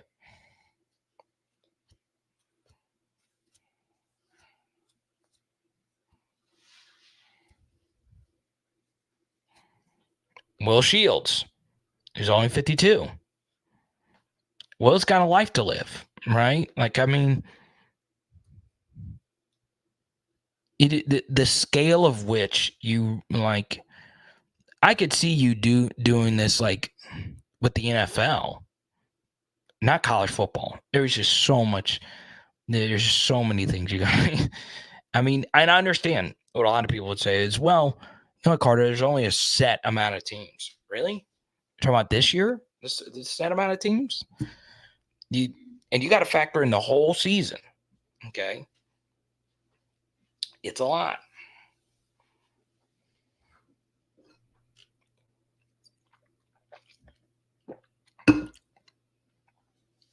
It's a lot.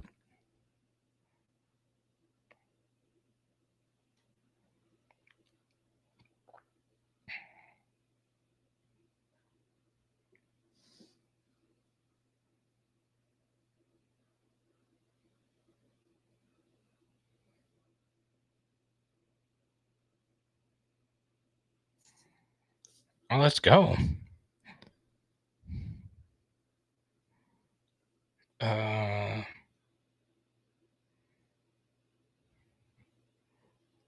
I get the weirdest DMs, man. It is so weird. All right, everybody. Let's wish Aaron a happy 44th birthday. Congrats. It's his birthday, y'all. And I said it before I even saw this. Honest to God. There you go. Aaron's been rocking with me for a few years now. That's awesome. That's cool. Let's go.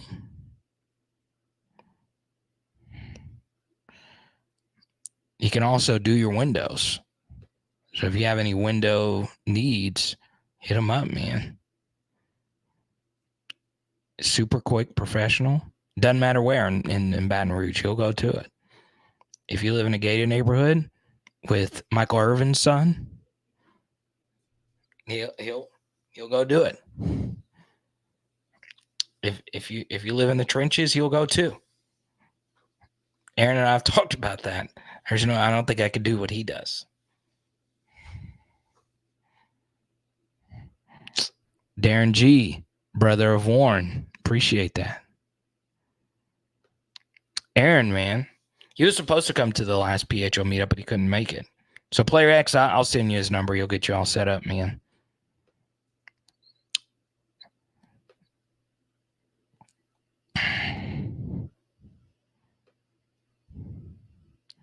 So there you go. Happy birthday, Aaron.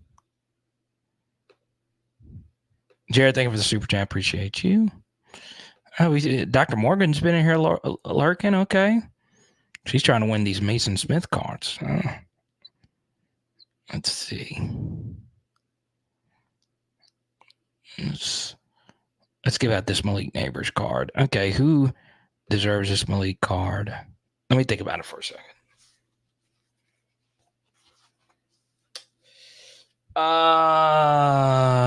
Let's see. Oh, let's talk recruiting.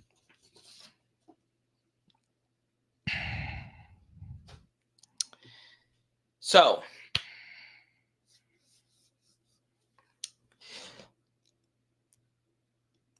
I want to shout out Ellie Mom. She brought this up in the Discord, and we brought this up a few weeks ago, briefly as well, about Jim Harbaugh. And this was right when the sign stealing stuff came in. Okay. The biggest recruit in LSU history will always be Leonard Fournette. It is going to be very hard to beat the hype that was surrounding him at that time. It will take a 5-star can't-miss quarterback prospect from Louisiana to beat Leonard Fournette, but it would be someone truly special. But Bryce Underwood would be the second highest ranked commit that LSU has ever brought in, ever. And he plays quarterback, and he's out of Michigan. And LSU has done a wonderful job recruiting the kid. Okay? He's a 2025 5-star. It is more than likely to come down to LSU and Michigan. Obviously, he's from Michigan. If he goes to Michigan and succeeds and succeeds at quarterback, right? Michigan's had a lot of great quarterbacks, right? Including that one guy that won all the Super Bowls. But you stay with the home state school, you'd be a legend forever if you led them to a national championship game. Okay. Man. Does LSU go to Bryce Underwood and say, look, You see what's going on in Michigan. Every year, they're they're talking about Harbaugh going to the NFL. It's every single year. Last 2 years, they lose in the playoffs every year, and there's scandals. Okay, Harbaugh was suspended the first couple of games. Okay, now, like I always say, no SEC, no college football program deserves to be on any type of moral high ground. I'm just saying, Brian Kelly is stable. You know he's going to be the LSU coach more than likely for your entire tenure when you are at LSU. Can you really, can you really say that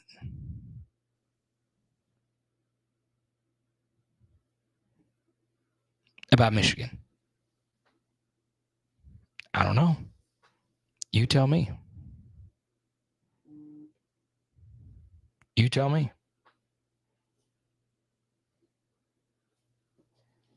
Let's go to another Venmo here. Epic Shorty.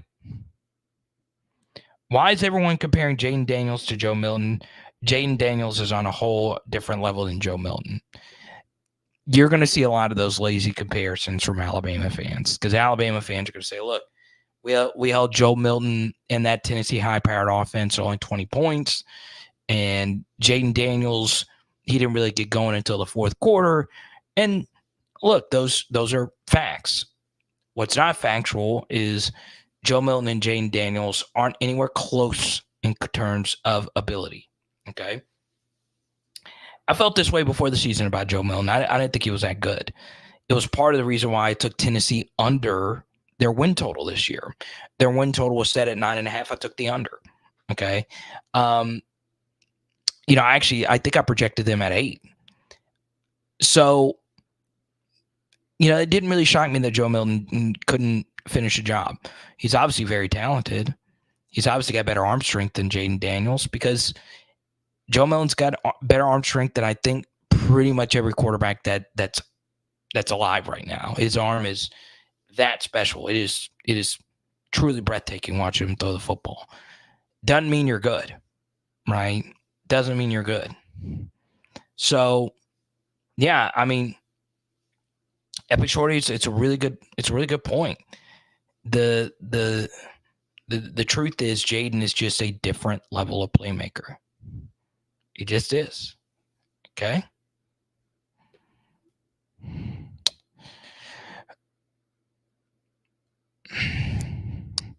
Gerald says the ESPN player predictor gives LSU a 54% chance to make the playoffs if we win out. That's good. Yes, it's true. There's no one really close to Jaden right now, especially with Michael Penix, Drake May, and Caleb Williams all kind of not playing well. I mean, Drake May played well. He had 347 yards, but Caleb Williams sucked. Michael Penix sucked this past weekend. Jaden is on a different level. I mean, Fox Sports tweeted out that clip earlier, or they tweeted out that graphic, and they're like, here are your Heisman contenders. Jaden's numbers were so much better than everybody's. And I know not everybody played the same amount of games, but they were still astronomically better than everyone. And right now, J.J. McCarthy, the quarterback at Michigan, is your Heisman favorite. McCarthy is playing really well, but he has not had to face any of the adversity that Jaden has had to face, right?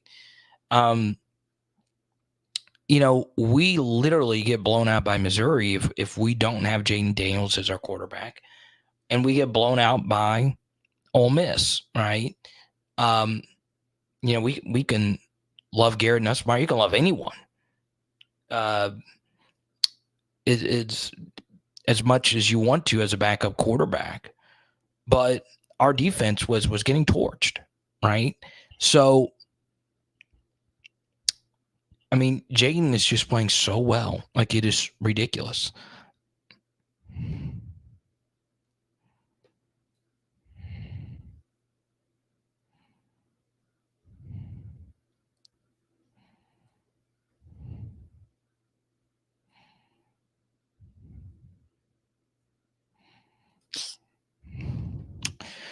I would say Milrose better than Milton at this point. I would. Better runner, more efficient deep ball thrower, if you ask me. But I'm just a dude with a microphone.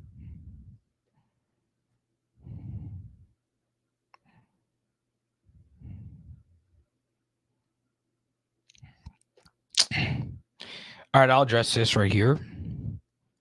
Hayden says Kai Bates. Hayden, let me know if you change your photo. It looks like it's just a gray circle. Or is that just me?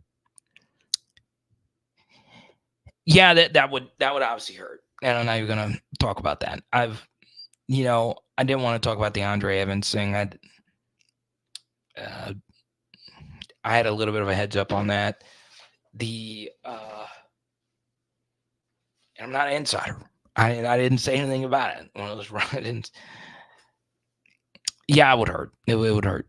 It would hurt a lot. But yeah, I mean, I don't know. You tell me. I don't know what's going on with that. Pressure was good, brother. Good to see you. So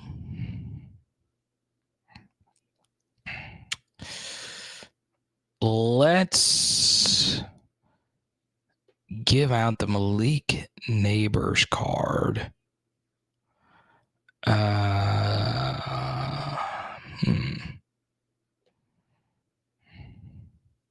Oh, so it's two different Haydens. Okay, I was about to say.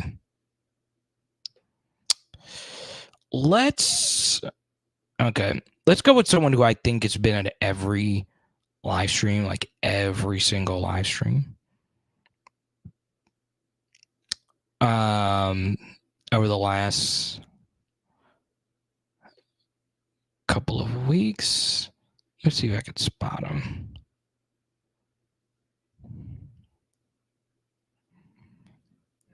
Let's see.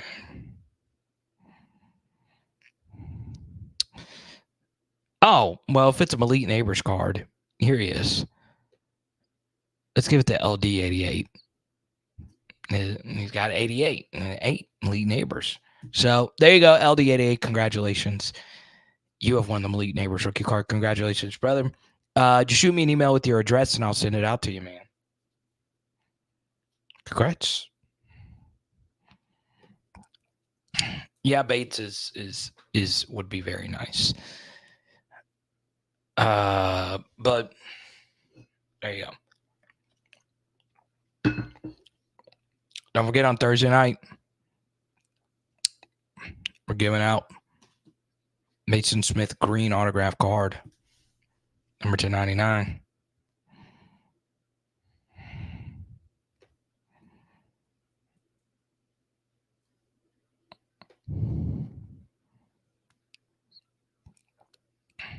Now,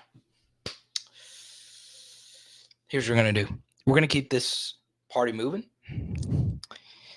If you super chat, we'll keep going.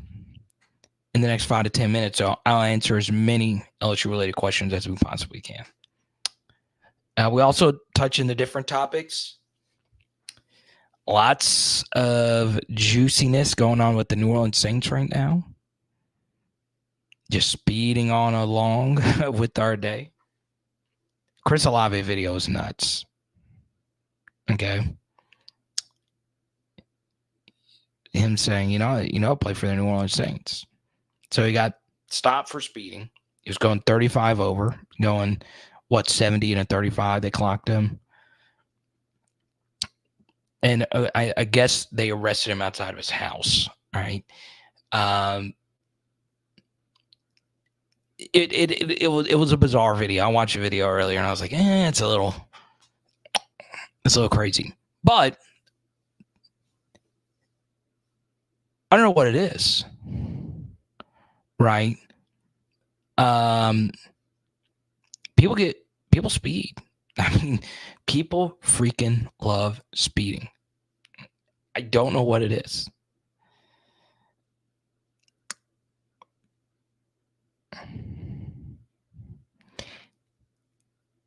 Here's what I would say, though, about him saying I play for the Saints. When you get pulled over, and you are a celebrity of that local area, or if you hold some kind of standing, don't people in that situation normally say something like that? They say, "Hey, I'm so and so." I'm just asking. Okay. Um, some people panic. I don't know.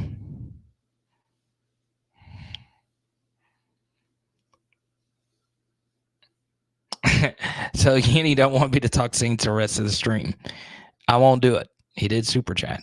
Well, Grant, to pay for my silence, I kind of wanted to talk the Saints tonight. You're gonna have to pay more for me to just silence. Huh? Huh? Huh? Huh? Huh? Oh man.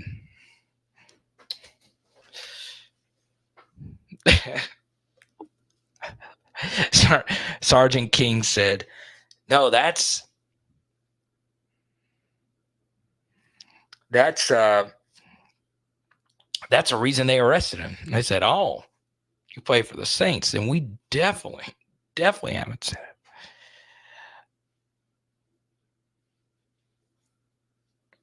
Danny Girl said, "No different than many women undoing the top button on their shirt." Danny, do you speak from experience? I don't know. I've never heard of that. A woman unbuttoning the top button of her shirt.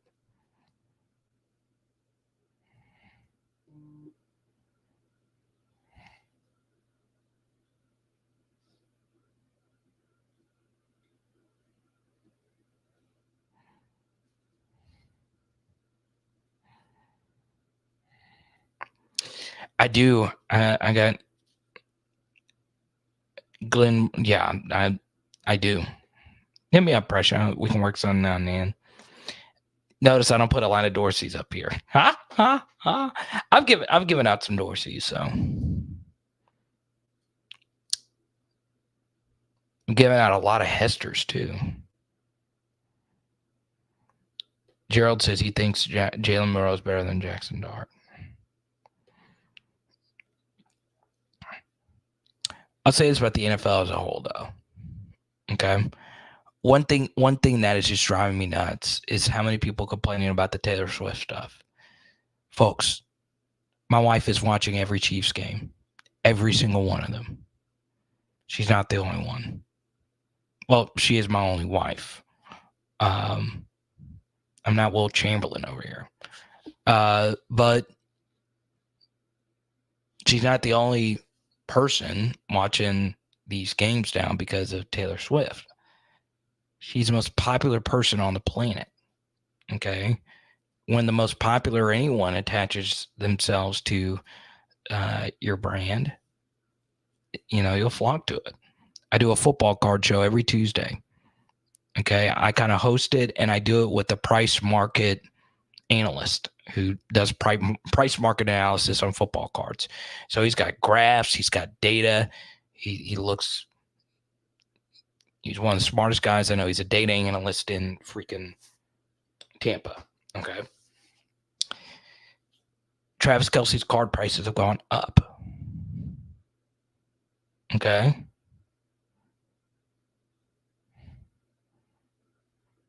So I understand it's a line of Taylor Swift. It's wild though. It's wild. But yeah, in the NFL, I think one thing that's pretty clear is Lamar freaking Jackson is so good. He's so freaking good. And it's like just crazy to think about. Like Lamar Jackson played one of his worst games versus LSU. Trevor Lawrence played one of his worst games versus LSU. Jalen Hurts never played his best versus LSU. Tua did not play his best versus LSU.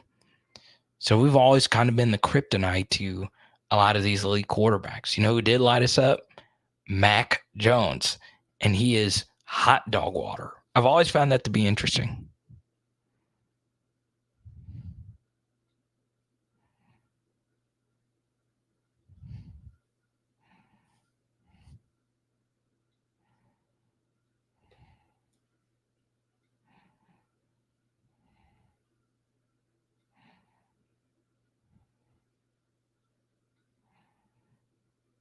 Oh, Danny's done it before to get out of a ticket. You go, Danny.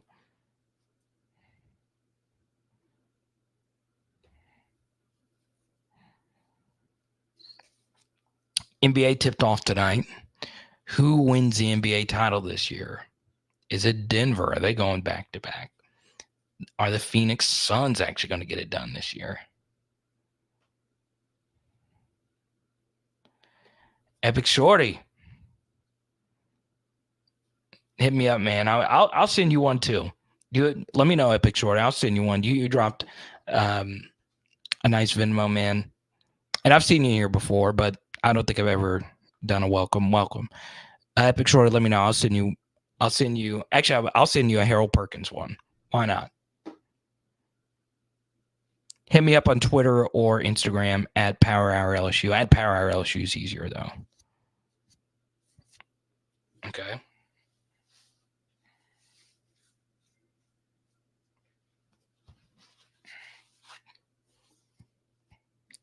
But yeah, my football cards. I've been doing this for a while, man. Mostly eBay. I do a football card show, so I've been fortunate to get things to give out to you guys, which is pretty cool. Most of the cards I buy off eBay or sometimes off Twitter. I bought a lot of these LSU cards off a guy I know on Twitter. But eBay is where I do most of my action.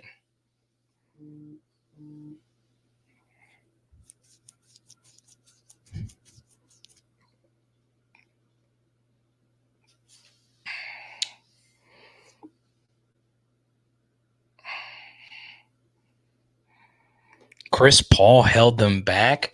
Pressure. Come on. You know ball better than this. CP3 did not hold them back. You can make KCP3 is the best player of this era. You can make a case. Okay. How many 6-foot players could have done what he did during this era? Okay. You tell me. Now, LeBron is the best player of this era. I don't think anyone would disagree with that. But he's 6'9". You know how big of an advantage that is? Now, he's not only good just because of his size, he's better because of his mind, right? He's an amazing passer, player, all those things, and he's won way more titles than Chris Paul. But Chris Paul is 6 foot. Okay? 6 foot. And he's accomplished what he's accomplished. He did not hold them back. Now, did he always get hurt in the playoffs? Yeah, he always got hurt in the playoffs. But this will always be my NBA take, and I won't go down this rabbit hole again. Okay? Every NBA champion that has ever been crowned is flawed. Every single one of them. Every single one of them. Because the playoffs are the worst way to decide who the best team in the NBA is, right? Like the MLB playoffs is the worst way to decide who the MLB playoffs, who the best team in baseball was that year, right? And this is finally the year that MLB fans have kind of woken up to it. And eventually NBA fans will wake up to it.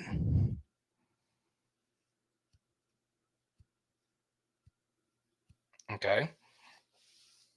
CP3 is the mother freaking man. Some of it's bad luck. I don't know. I don't think it's because of lack of preparation. I mean, it is pretty well known that he works his arse off. I just think it's because he's not that big of a guy.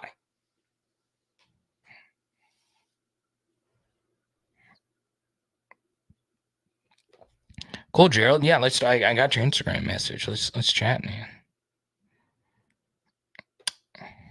So Hayden wants me to explain the NBA take. I was going to get into a different topic right here at the end, but Hayden, it does take a little bit of time. So if you super chat Hayden, I'll do it. I've done it on here before.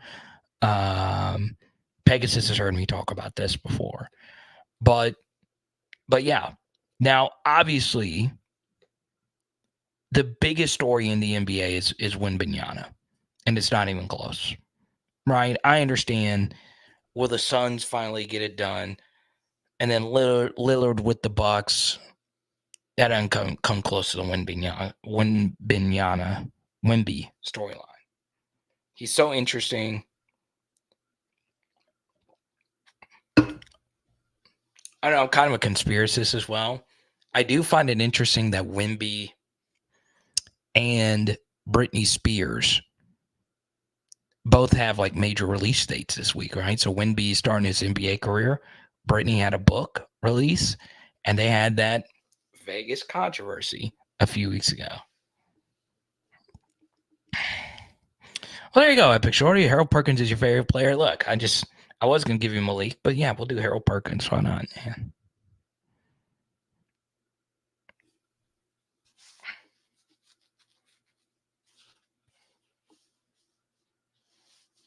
All right, don't forget, y'all. Player X and I, we're teaming up. We're giving out a Mason Smith autograph card on Thursday.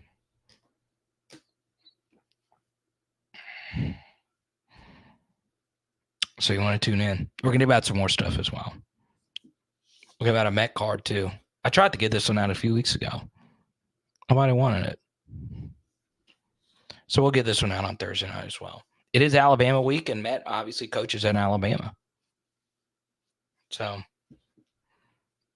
there you go. But yeah, the NBA take Hayden is complex because it takes a while to really grasp like how crazy the idea of a playoffs, like the idea that playoffs exist is wild, absolutely wild. You need them in football though, because you can't play everybody.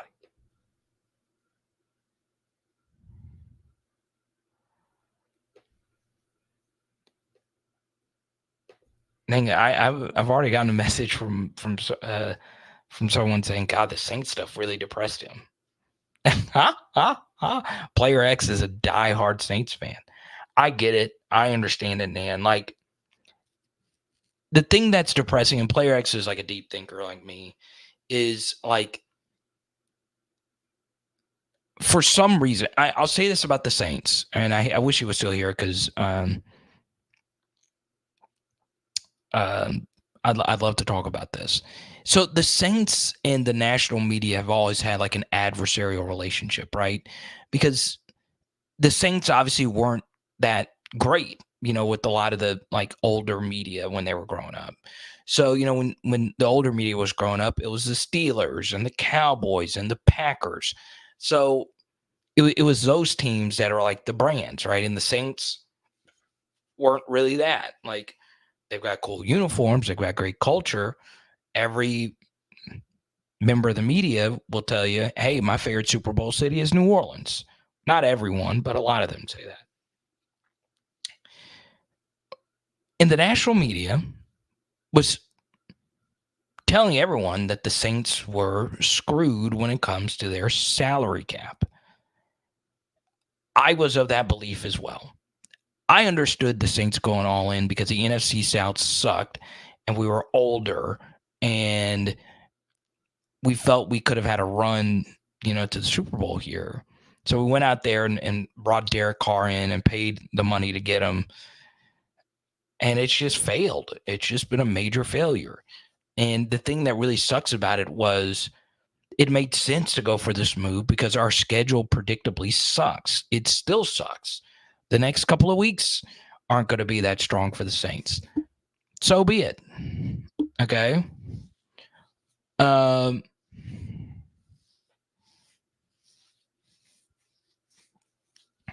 So now the Saints are in this cap hell.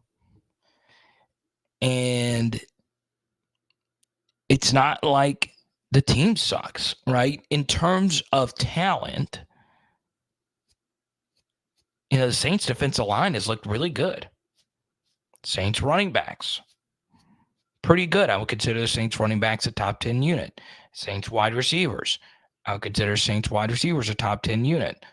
Offensive line, of course, has regressed, and the quarterback has regressed, right?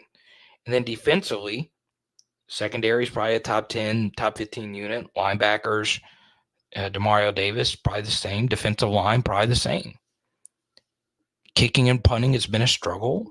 Groupie, obviously. But they are just royally screwed with bad coaching. Okay?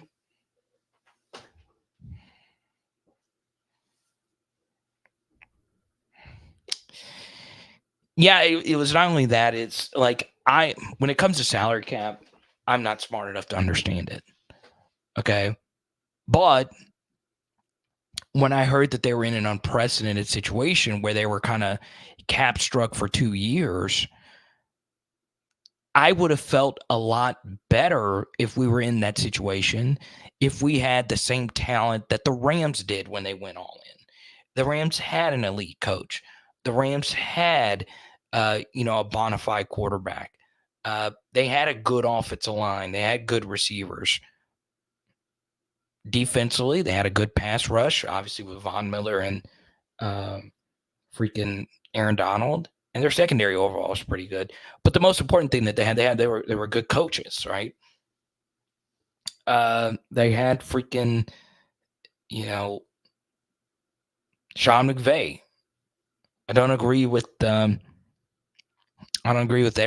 that McVay does as a coach, but he's pretty good. Pretty good. Okay.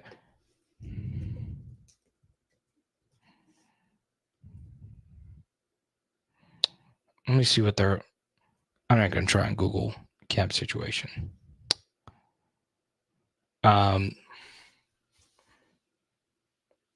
Saints don't have that. Carmichael. Ugh. All right, I'll take a few more here.